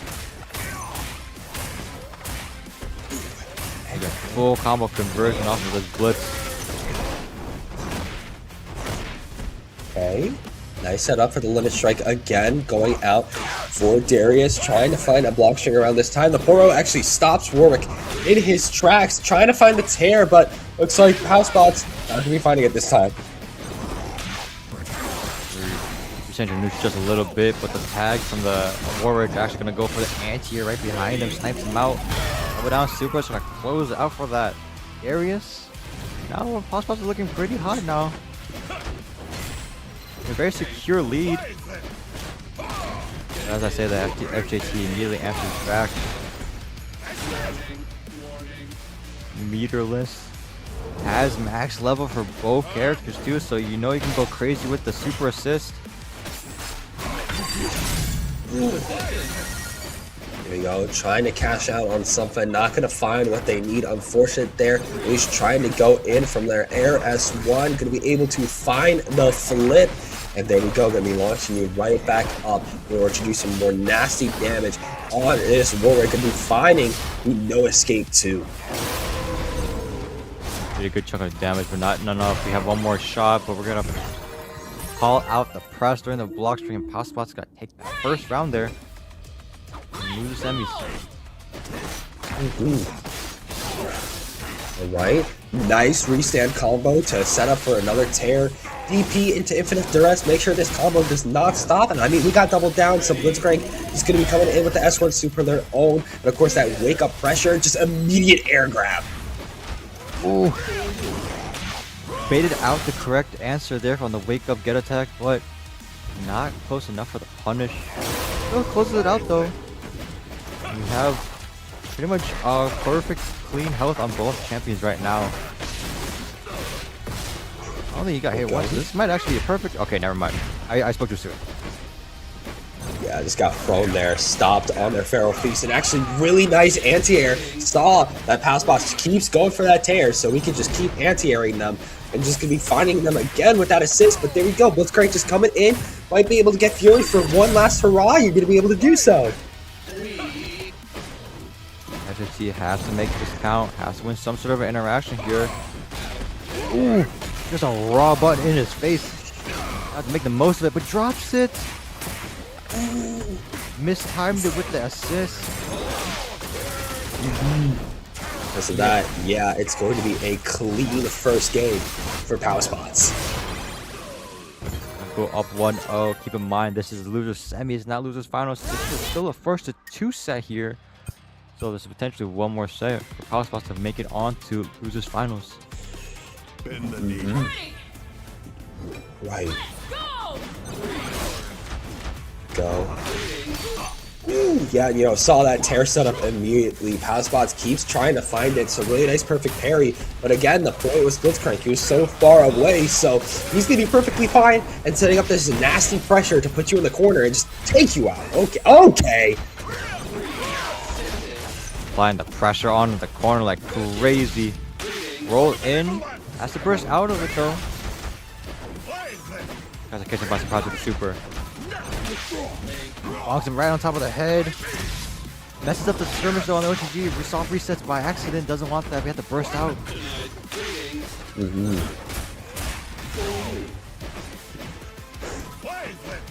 Alright. Coming back. Sending Warwick in immediately. Only to get hit. Hit on the legs. Here comes the puller in order to pick you right back up. Slam you into the corner. We're going to be getting level 3 for both characters from Power Spots actually. So we can cash out on these ultimates. Not if Warwick dies here though. Ooh, rolls inwards too to catch off the timing. It's a little bit. Work is pretty low on HP, but Rom has absolutely nothing in terms of resources. No level 1, no Fury, no stuff whatsoever. He's gonna have to go this raw. Woo! Because of that, it's going to be getting hit raw by the ultimate coming out from Blitzcrank, which is going to do a whole lot of damage. Not going to kill, but yeah, that's going to be rough, and especially rough if we get Warwick in here. Oh, you're dead. Oh! Drops it. Run up for it, but we actually stay delayed level 3 to catch out the button timing. Guess correctly. We're gonna take that first round up match point now for Power Spots. Wow, it really felt like FGA kind of had the momentum there, but then kind of 2 drops kind of almost killed the momentum completely. Now he's gonna take away the lead. So much damage on the table, reach correctly on the burst. Doesn't convert off of it, but we're sending the message. Still has him in the corner too. There you go, trying to find another way in. Gonna be going for that overhead, trying to find with the 5L. Gonna be thrown into the corner as we just try to jump in, able to bait out the get up attack. And now Blitzcrank just gonna be trying to, you know, play it safe and place it perfectly safe into an anti-air.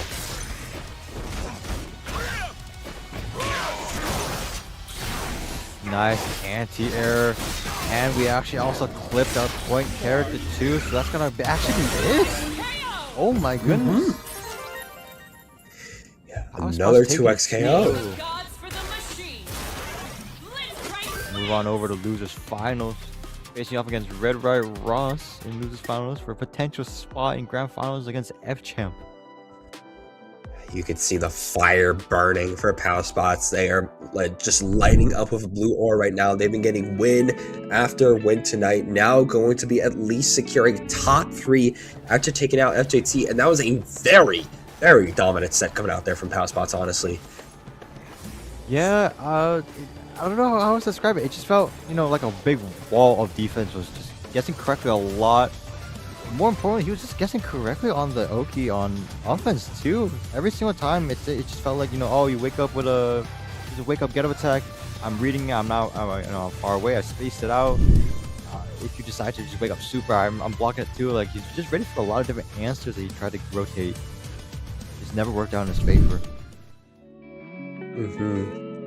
It's really never really worked out in their favor, but it looks like next up, of course, we're going to be running it straight into. We got Red Right Ross, of course, coming up against Pow Spots. Going to be seeing if Pow Spots can be able to secure the win and maybe move it up to grand finals, or if Red Right Ross is going to be able to get that run back.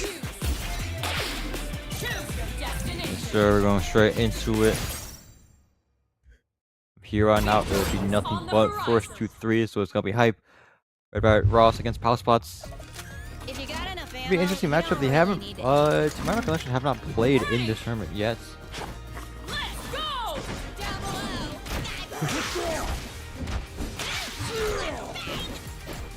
Right.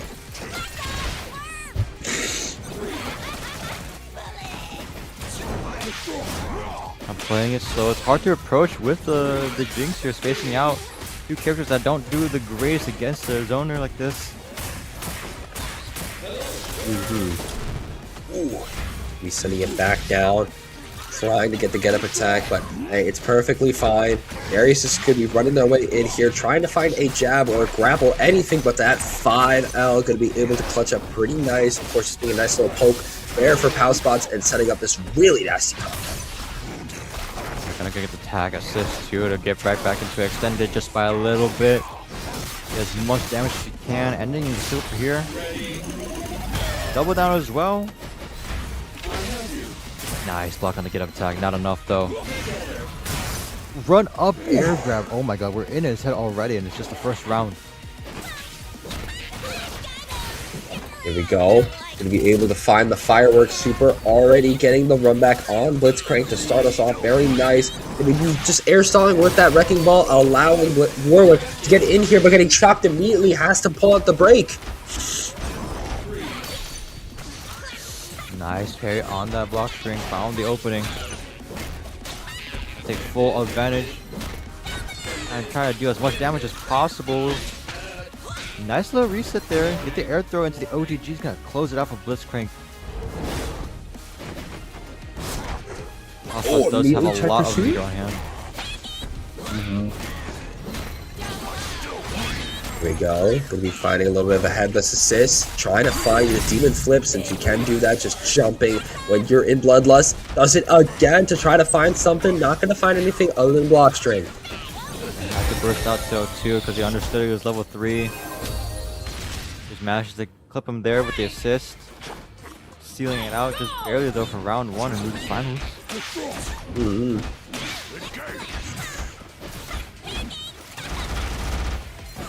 Finally got it down. Keeps zoning out, but the tear is not going to be helping you this time around. Pow Spots, you tried to put. Ooh! Called out the raw anti-air! Yeah, went for a hard read there, knowing he was going to try and take his turn back after his turn ended, but yeah, a little cheeky there, stealing it right back. Red Right Ross, not deterred whatsoever, bonked him into the head, bonked him on the head. It's a little nice conversion here. Ooh! It just slide in again. Really nice coming out there. Going to be getting that take onto Warwick, leaving just Blitzcrank alive right now. For Pow Spots, going to be finding an opening on them immediately, but here comes Fury. Nice dash cancel to get out of that corner. Put right back into it though. Oh, gets a happy birthday with dash cancel from the Fury. It's gonna be it for Jinx. Gonna do a lot of damage here too from the Darius. We're right about even. Red Rush does have Fury almost up though. He will most likely use it during this combo.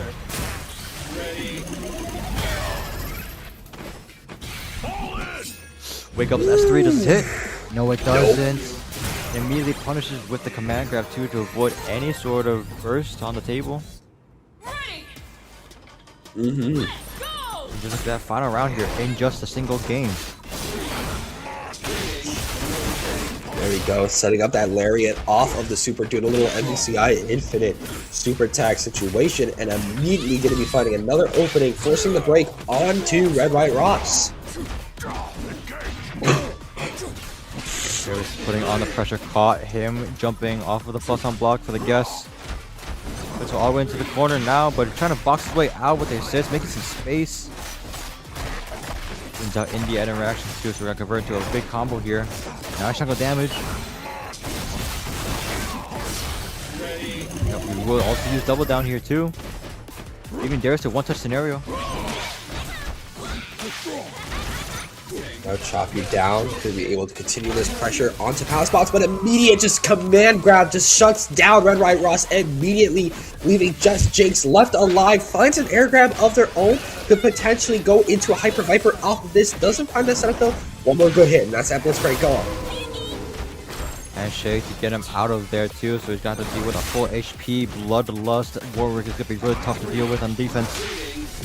Gets him with the overhead, but no conversion. One more shot here. Caught him slipping just a little bit there.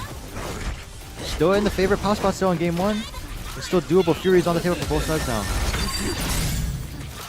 Try to chip out there potentially, but the Fury's going to be coming out in turn from Red Right Ross to make their way back in. Going to be able to find so much pressure. You know, you're so far away, so the pressure's still coming out from Red Right Ross, even if you pop Fury. Trying to get away with the pursuit. Going to try to call out on the slide. Going to be able to. Power Spots takes the first game. Yeah, very aware of the whiff punish there, and actually whiff punishes with the super instead. Good awareness. And just like that, Osmos takes the first game here in Losers Finals. Really cool, starting us off here with a dub, but immediately Power Spot's going to be losing some health, even more on Warwick after getting zapped. Jinx trying to find her way in, gonna find an opening, trying to get a bone in there, not going to find it, trying to grapple back with Darius, but at least keeping this pressure real strong. Yeah, not deterred at all with this first game, starting them off strong in the second one here. Nice conversion.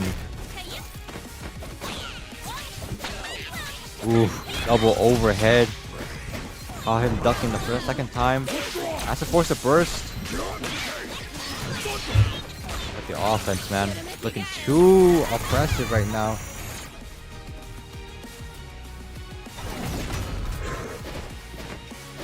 Here we go, running up, backing up, getting hit immediately though. Housebot's got to be playing on their A game with this very low health Blitzcrank against two full health characters. Finding the needle, going to be threading it too, especially these supers coming out on both sides into a grab. Finding another S2 super, and that was a 2D! Wow. Lost it around 2 meters to do too, so very efficient. Really good job of being aware of the potential combo riding there with the meters. But oh my god, you saw how much chip damage that did? The super just comes in with the Darius on top. Chipped him now for like 20% HP. Taking that first round. A solid start again for Red Riot Ross to be able to find a really far low poke onto Pound Spots and taking a lot of damage off of Warwick immediately. Blitzcrank trying to grapple something back in. No slide coming out for you this time, but still a lot of pressure. Finally finding it. Yeah, finally found some sort of hole in the defense. Wow, delay into the dive kick overhead too. I have to eat so much damage. Not gonna break just yet though. I'll save it for the next interaction. Ooh, tried anti-air but mistimed it instead. Guess gonna get hit by that. Oh, there you go. Finding the bite again. Going to be doing the flip and going to be continuing with that 5M, of course. Fighting you down, finding the DP, and there we go. Infinite Duress going to be paying dividends for you since you can double down into an S1 Super. Just try to chip it out. There you go. Nice, we're still aware of the get up attack too. I close out the deal on the Darius, but the Jinx is looking still hot. Ooh, this is not gonna, I'm pretty sure this is not hit. In the process of breaking here too. Oh, but the Warwick will get hit instead though. Called an assist. Okay, nice. Warwick coming in, trying to at least find something here. Immediately going to punish. Red Right Ross is trying to hit it out, finding that Infinite Duress, and that's just going to be your death because of it. So many good callouts. Yeah, again. He's doing a really good job of just keeping him on his toes there. Trying to turn steel occasionally with that super, and it seems like it's working well. It's 2-2 already, 2-for-2 already in that call out. So it definitely is doing numbers on that mental stack for sure. There we go. Going to be setting up Warwick very nicely here to get that Pharaoh bite, and of course just going to be headbutting you into the corner and baiting out that get up attack yet again. Power Spots is so good at knowing when their opponent is going to be doing get up and immediately punishing them for it. Because of that, you lost Darius. Not a good look here on the final round for game 2. You definitely don't want to find yourself in a down 2-0 deficit. It's such a harder climb to ask for instead of a 1-1. So gonna have to make something happen here with this Jinx. Very Ross wants to find a comfortable position to play from in this set moving forward. There we go. Finding the fireworks. Going to be finding a really nice combo against Warwick. Warwick trying to find their way from the skies back to the ground. Just going to be waiting out that chomper. Running straight into it though. Maybe trying to go for that overhead. Darius still helping in Spirit. The DP definitely going to be getting anti-aired. Alright, showing signs of life. Still in it. Very proactive right now in the offense too. So it's very doable now for Red White Ross. But we have Fury on the side of Power Spots and a lot more meter to play with here for our super assist as well. Yes, the correct jump in. Versus immediately though too, so has to just kind of wait this out. Gets the hit, not gonna be enough though. Fury does increase that bonus health defense.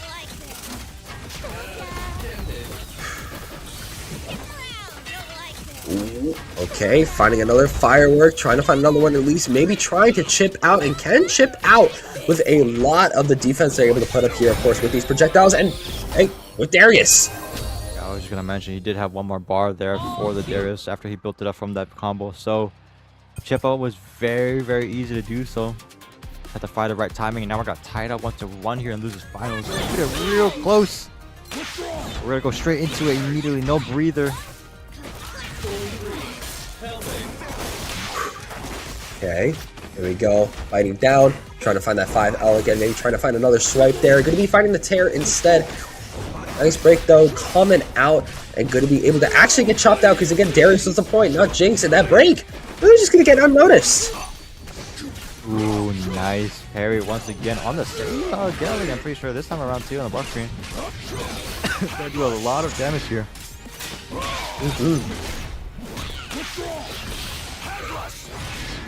Apply the bleed twice there with that double headless, doing so much damage.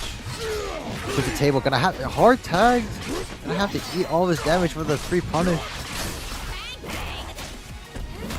Okay, here comes Jinx back again. Yep.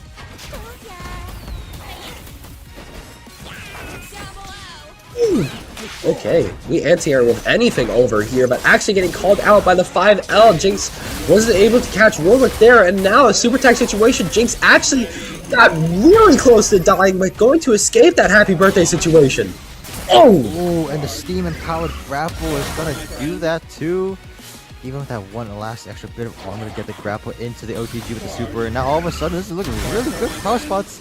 Wake up super immediately, catches him trying to jump in with a button. And in a blink of an eye, what was supposed to be Red White Ross's round here in game 3 is just immediately for Power Spots instead.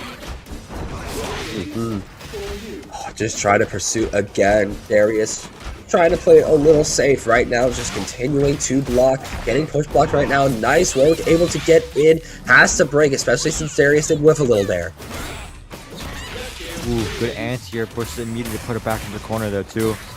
Hot catches are trying to jump, I think, off of that Oki. Eats so much damage because of it though. Right, nice DP. Yeah, that's kill. That's kill. Oh, alright, my fault. I used to really underestimate sometimes the potential of a lot of these teams, but look at that.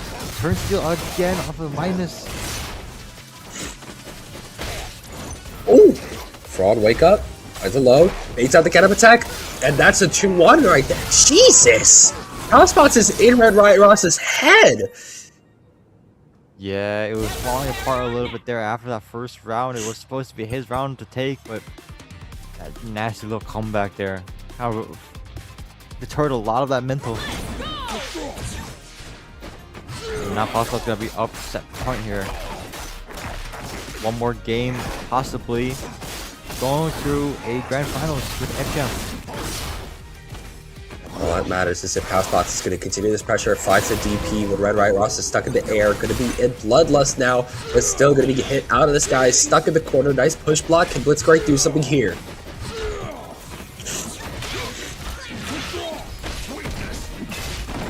Ooh, messes up the timing of the parry, gets a punish off of the grab. Gonna reset just a little bit though, get out a little composure.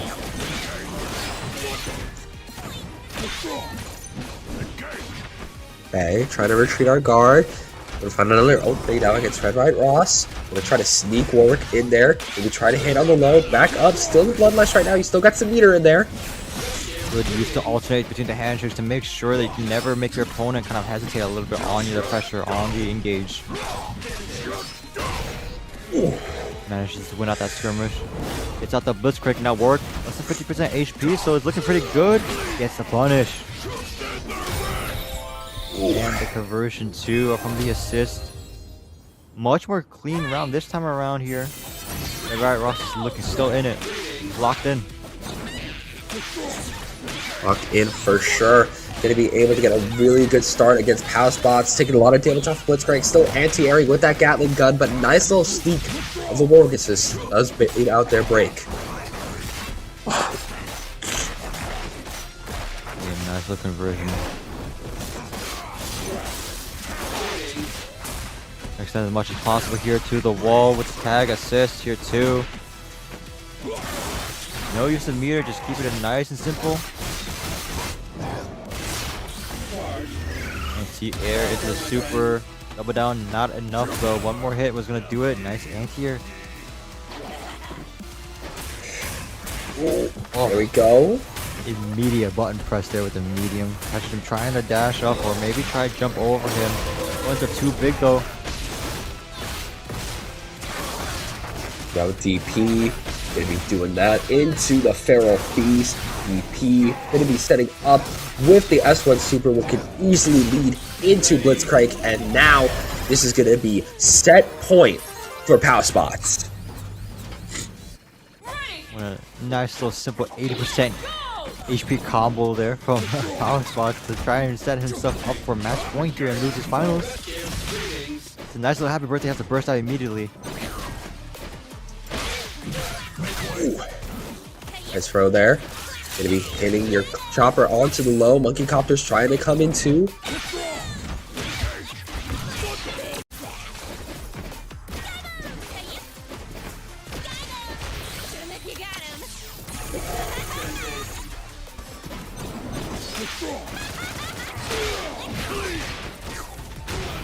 Alright, ooh!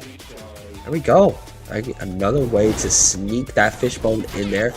Going to be able to take out Blitzcrank. Warwick going to be the last one left alive here.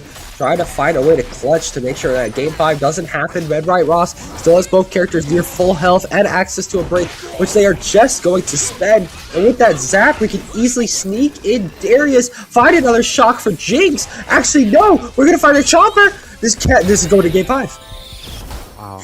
What a scramble. Manages to find the opening and immediately gets himself to a Game 5 scenario here. Loses finals. Red Right Ross has one more shot here to try and take it for a rematch in Grand Finals. Has one more chance, but immediately Housebots going to be finding their opening and finding a really good BNB tear combo. Take you to the corner. Maybe try to bait up what you do on Wake Up, but this time around, these get up attacks aren't going to be as often. So counter hit there. Do a full conversion. Tagged out right before the super came out too, so it's gonna do big damage. Scary, try to chase the Tekken.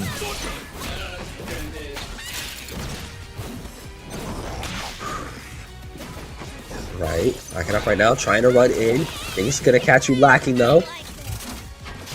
Go into the super for some good damage here. Gives you enough time to set up too, throw everything out there on the screen for some free pressure. Ooh. Failed to convert, but we still made it back safely, back to Jinx.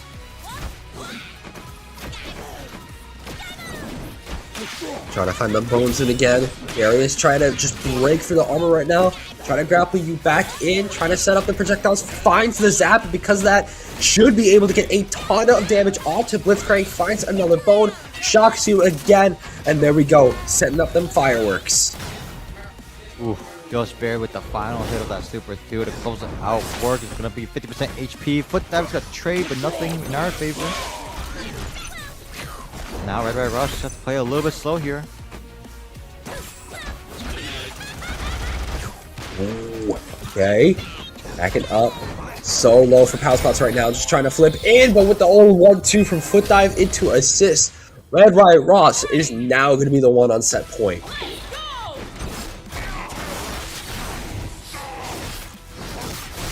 Immediately finds both of them there too, and that Super gets some good damage on the table. With the late throw, haven't presented that option too much yet in this OT.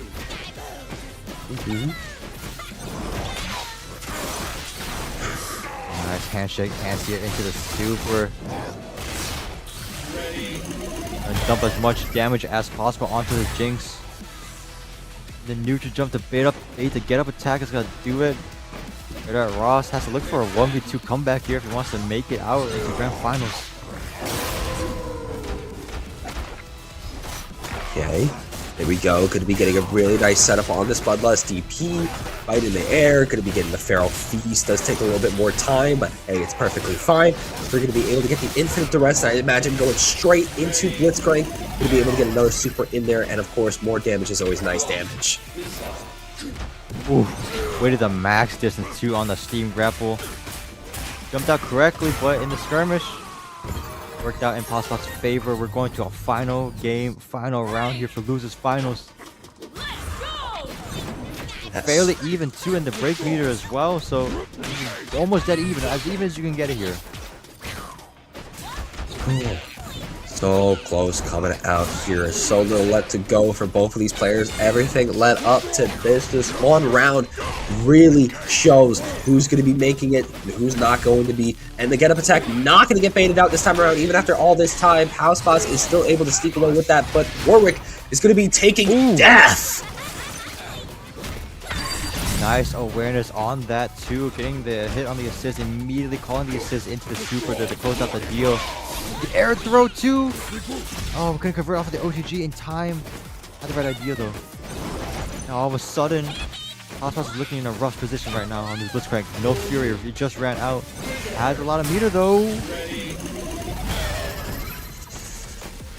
Ooh. Oh my god! Finds that command grab, taking out Jinx. Yeah, neutral jump on the throw bit into the immediate command grab. It wasn't punishable, but the amount of delay there froze him up just a little bit, and now we're dead even now. Anyone's game. Got the trade worked out in Blitzcrank's favor here. Gonna dump the meter. One more shot here for Red Riot Ross.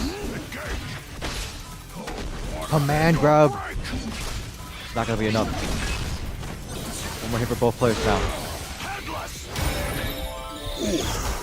And the chip off of the Super assist from Jigs is just enough to close it out. Red Riot Ross gonna take it home, going to grand finals for a rematch against F-Champ.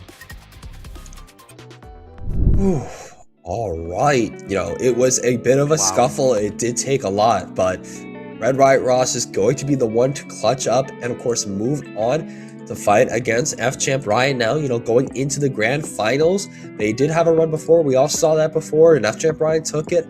It's going to be the same way this time around. Yeah, but GG's to both.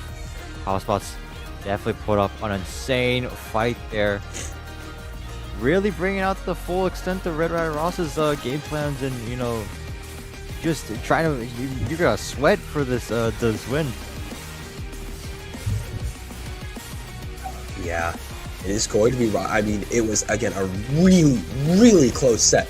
Oh, you saw here, kept going band for band in the rounds, and now we're in and we went to a final round situation for our losers finals. So either way, it was going to be a big question to try to figure out what we're going to be doing in these grand finals, especially considering how close it was. It is going to be a big fight. Yeah. It was just insane to watch these two play. It was just a minute little level difference of, you know, awareness. Honestly, that whole game 5 really, whole tide just changed immediately because of that straight hit onto the assist character. That's all it took, and all of a sudden it was complete in his favor. But we'll see if he's locked in and ready to go. For grand finals here. F-Champ on the winner's side. Red Rat Ross on the loser. So he's got to have a big climb here if he wants to take it home. Going to have to find something at least here. And now both of the Jinxes, you know, come to play. We got Snow White coming up against the Zombie Slayer this time around. And this time around, F-Champ Ryan, you know, feeling the Ahri a little bit more. Maybe saying that Ahri feels a little bit more satisfying today. Ooh. Stood still and waited for that burst. He was fully ready for that too and completely baited it out explicitly. Nice anti on the neutral jump too. Very dominant momentum right now for F-Champ. Let me strike will seal the deal on the Darius, just enough damage. You just have to come in, and it's gonna be super hard to play this out.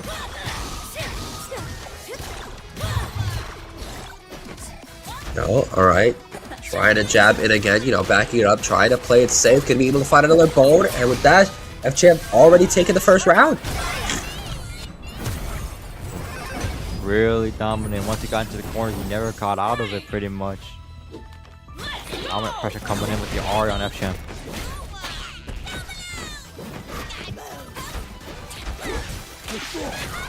Alright. Nice. Immediate opening for this Darius this time around, coming out from Red White Ross. Going to be able to get the tag launcher, setting up for Jinx perfectly to once again do those fireworks, leave F-Champ Ryan really stranded in the air. A good amount of damage, hits him with the zap there too. Has to burst out of it. Can't afford to lose too much HP, especially when you're down the round here.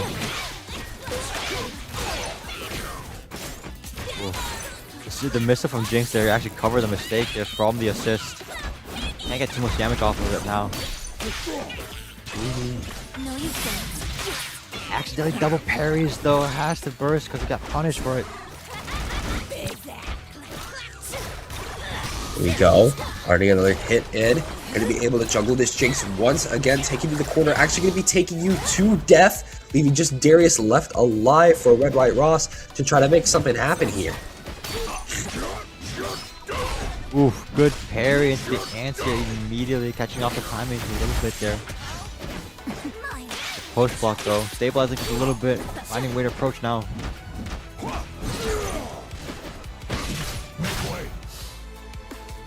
Run up, grab though, will do it on the Ahri. Jinx has to come in here on a life deficit.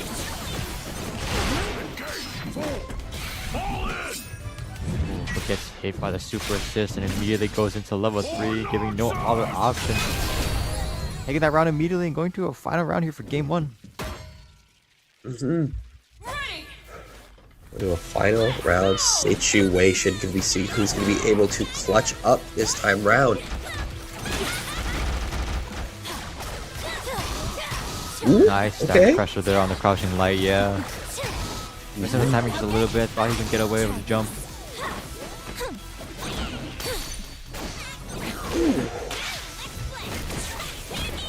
There we go. Culture going to be happening this time around. You know, Red White Ross going to get perfect parry though.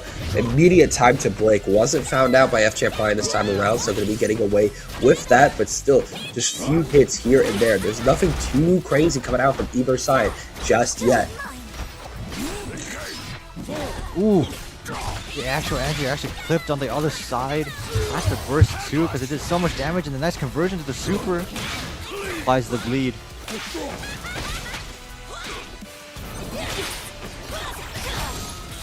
Wow, but we're so aware with the air throw there too on Oki. And we bait out to get up attack too. This should be it if he doesn't drop it against the Darius.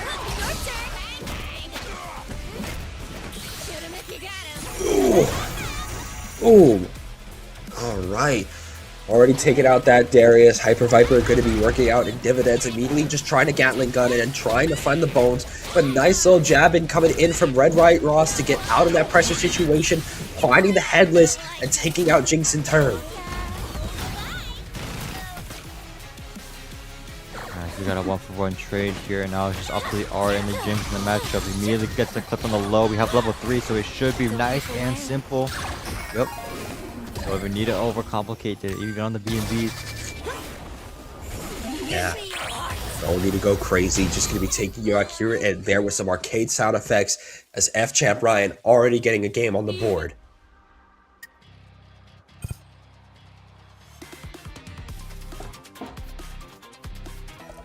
Shooting A bit of a breather and going next to the next round here.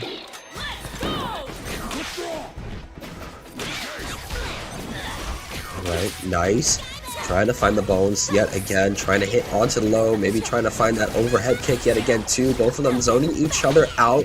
F-Champ Ryan trying to find a way in, finding the launcher. Break though coming out from Red Riot Ross. Nice. Nice little conversion. Fails to the parry again.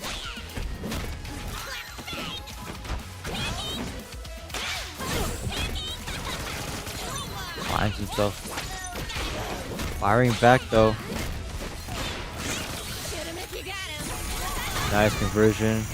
Cleaning out the Jinx pretty quickly here too. All up to Darius here. Trying to launch or gun down, finding the foot dive. Assist come through with Ari. Perfect setup for this left-right pincer mix-up.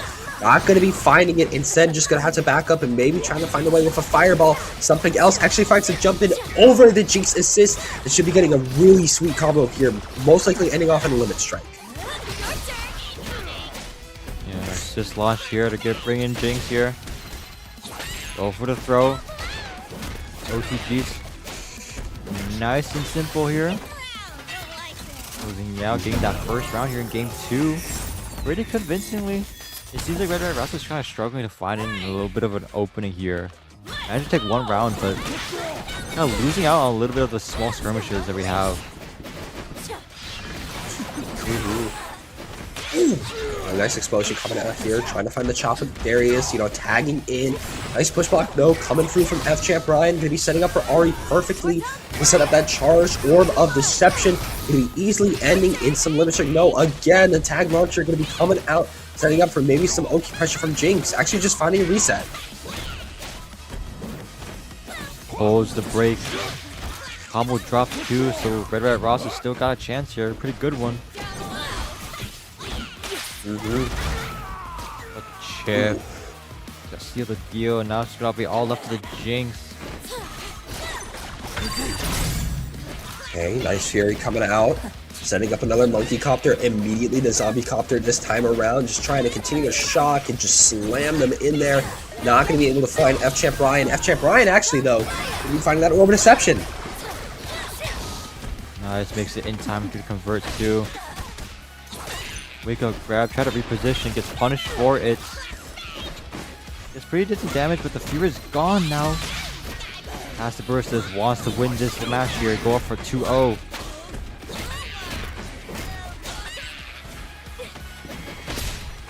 Nice. Okay, throw break. Level 3 on deck here too, and that should be it. Going up 2-0 here for F-Champ in Grand Final. It'll be a really tough ask here for Red Riot Ross to kind of bring it back and reset. Has to reverse 3-0 now. Red Riot Ross has to find a way in order to bring it back, try to reverse sweep, and then from there to win the bracket reset. It is definitely a very tall ask, but Red Riot Ross still going to try to find a way. But that way, not going to be found right now. You know it's a struggle when you round start jumps up and it air throws you. It's already looking like a rough start. I stabilize it just a little bit, but we're struggling to find a way in. The mobility on the R is too much, it's too overwhelming. We can't defend against it. Clip by the jump in. Sealing the deal here. Counter grapple again. Nice launcher coming through, slamming him down onto the ground. F-Champ has been doing such a good job being so consistent with the anti-airs on almost every scenario. It's like as soon as they're above you, just do 2H, it doesn't matter. It will be fine if they block it. And after all that immense pressure, F-Champ finds himself on a potential match point here to win it all in Grand Finals.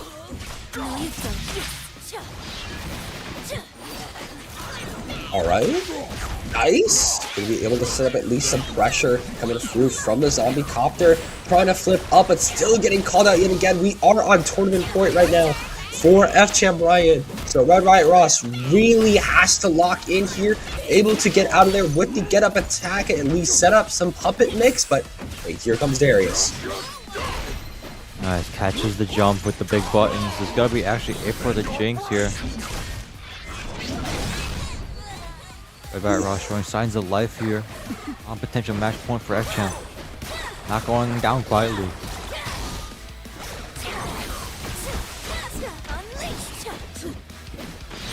Alright, trying to chop, maybe trying to find that low fireball. Not going to be happening here. Trying to jump in, gets called out. Again, just already left alive with the perfect parry.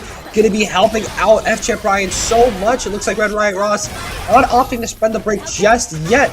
Paying for Darius's life with it. Going to be waiting for that Fury. Gonna be a 1v1 here with the Jinx against the Ari. Gets the hit though, wins that exchange. Finally something for us. We have level 3 on deck here. Off the combo though, just a little bit off the assist. One touch scenario. Has to pop the Fury. One more chance here for Red Ross. Just Right in front of his face. He's ready for it. He's gonna punish it. He drops the combo though. But they converges again on the air skirmish. He doesn't drop it. This should be it. F-Champ Ryan taking it home 3-0 in grand finals. For battle for Breakout week 27 for 2SKO. Ooh, all right. Well, GG's either way. F-Champ Ryan going to be claiming another title here at Breakout. Been a minute since they claimed the title, but, you know, there was a time before they were just claiming it week after week after week. Red Riot Ross still had such a good game, but, I mean, F-Champ Ryan came to win. Yeah, I mean, F-Champ is always on his A game. He's always a menace to play against in tech fighters. That's his, you know, home specialty. Red Riot Ross tried to, you know, go approach a different strategy this time around, but if there's one thing that was catching him out every single time, man, it was just the anti-airs. Every time there's a little bit of a skirmish, if I'm trying to foot dive and I actually manage to bounce up again, going for another, you know, reset or something, he's just ready for it every single time. That was probably the bane of this, you know, whole tournament for him. Actually, it was just the anti-airs. Just keeping that fundamental really nice and tight. Had no room for error, so really well, you know, good try from Red Riot Ross, but F-Champ's fundamentals, what can you expect, man? Yeah, I mean, F-Champ really had some solid fundamentals, and even more than that, just able to lock in and just constantly, you know, find out a lot of stuff from Red Riot Ross, especially at the end there too, you know, just waiting it out, like not trying to rush in. Knew Fury was going to get popped, waiting for their time to get in.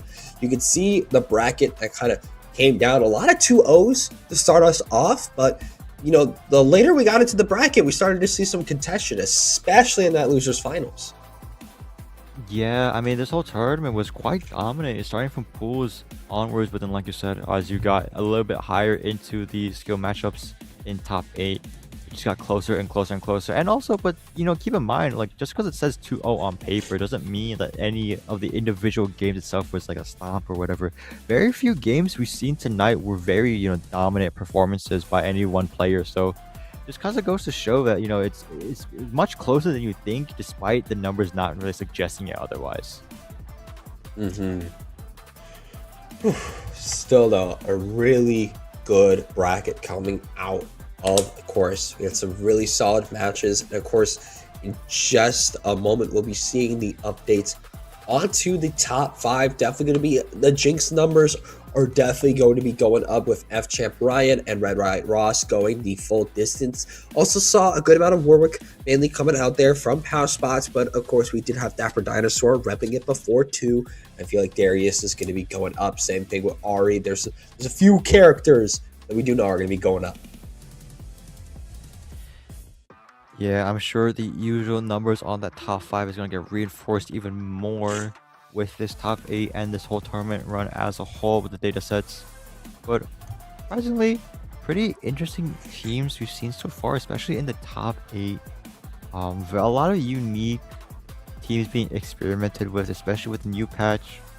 Kind of shook up the meta a little bit. People are kind of finding their footing now a little, stabilizing and optimizing the team. So it's very fun to see how, much more diverse that we've seen it's getting so far in the game's lifespan. And as I said, here it is. We see Jigs really pumping up the numbers. We rarely did see Echo. We see Echo, like, I think only bumped up like about, I want to say 4, nothing crazy. And Jigs is super close to taking the top spot from Echo, only 1 game away. And Warwick got them numbers up, Ari got them numbers up, and Darius did too, actually bumping Vi completely off of this top 5. Yeah, definitely some big shake-ups here, especially with the Warwick. I think he moved up 2 spots, or 1 or 2 spots in the top 5 pick. The R moved down, but still very close overall now for a lot of these character picks so far. So definitely very interesting. I said it before, I'll say it again. Breakout typically has a lot more interesting picks in the characters department. A lot less focused on majority high tiers or whatever, but we're focusing a lot more on optimizing mid-tier characters, or characters that are at least perceived to be mid-tier. But regardless, we're gonna go over to the leaderboard here. FChamp Ryan adding up another title to his name here for Breakout, going up to 8 titles, which is crazy considering the next highest player at Traps here, Maze Traps, at 3. So it definitely shows the dominance that FChamp Ryan has here in Breakout series. But overall, quite a big good performance overall from everybody. Yeah, it's honestly crazy that if he wins 1 more Breakout, especially like even at the next Breakout, wins 1 more, he can claim that, a third of the Breakout titles right now are in his name, winning about a third. He's a little under a third right now, but if he wins that 1 more, he can claim that third, which is honestly really cool. I have very impressive stat for sure if he does accomplish it. But what can I say, man? We just have to see next week if that happens. Yeah, he's won the last 3 weeks again for FChamp Ryan. The number just keeps going up. I thought it was 6, it's 8 now. Like, he just keeps going. I was here the last 2 weeks, so maybe that's why I forgot. But either way, with that, as you said, we're just gonna have to find out next week. It's gonna be going on here at Breakout. But of course, before we go, where can the people find you, Robin? They can find me right down below here. You guys can see the socials at Rama Hoodlum, the same exact as my name, so it's pretty easy to find.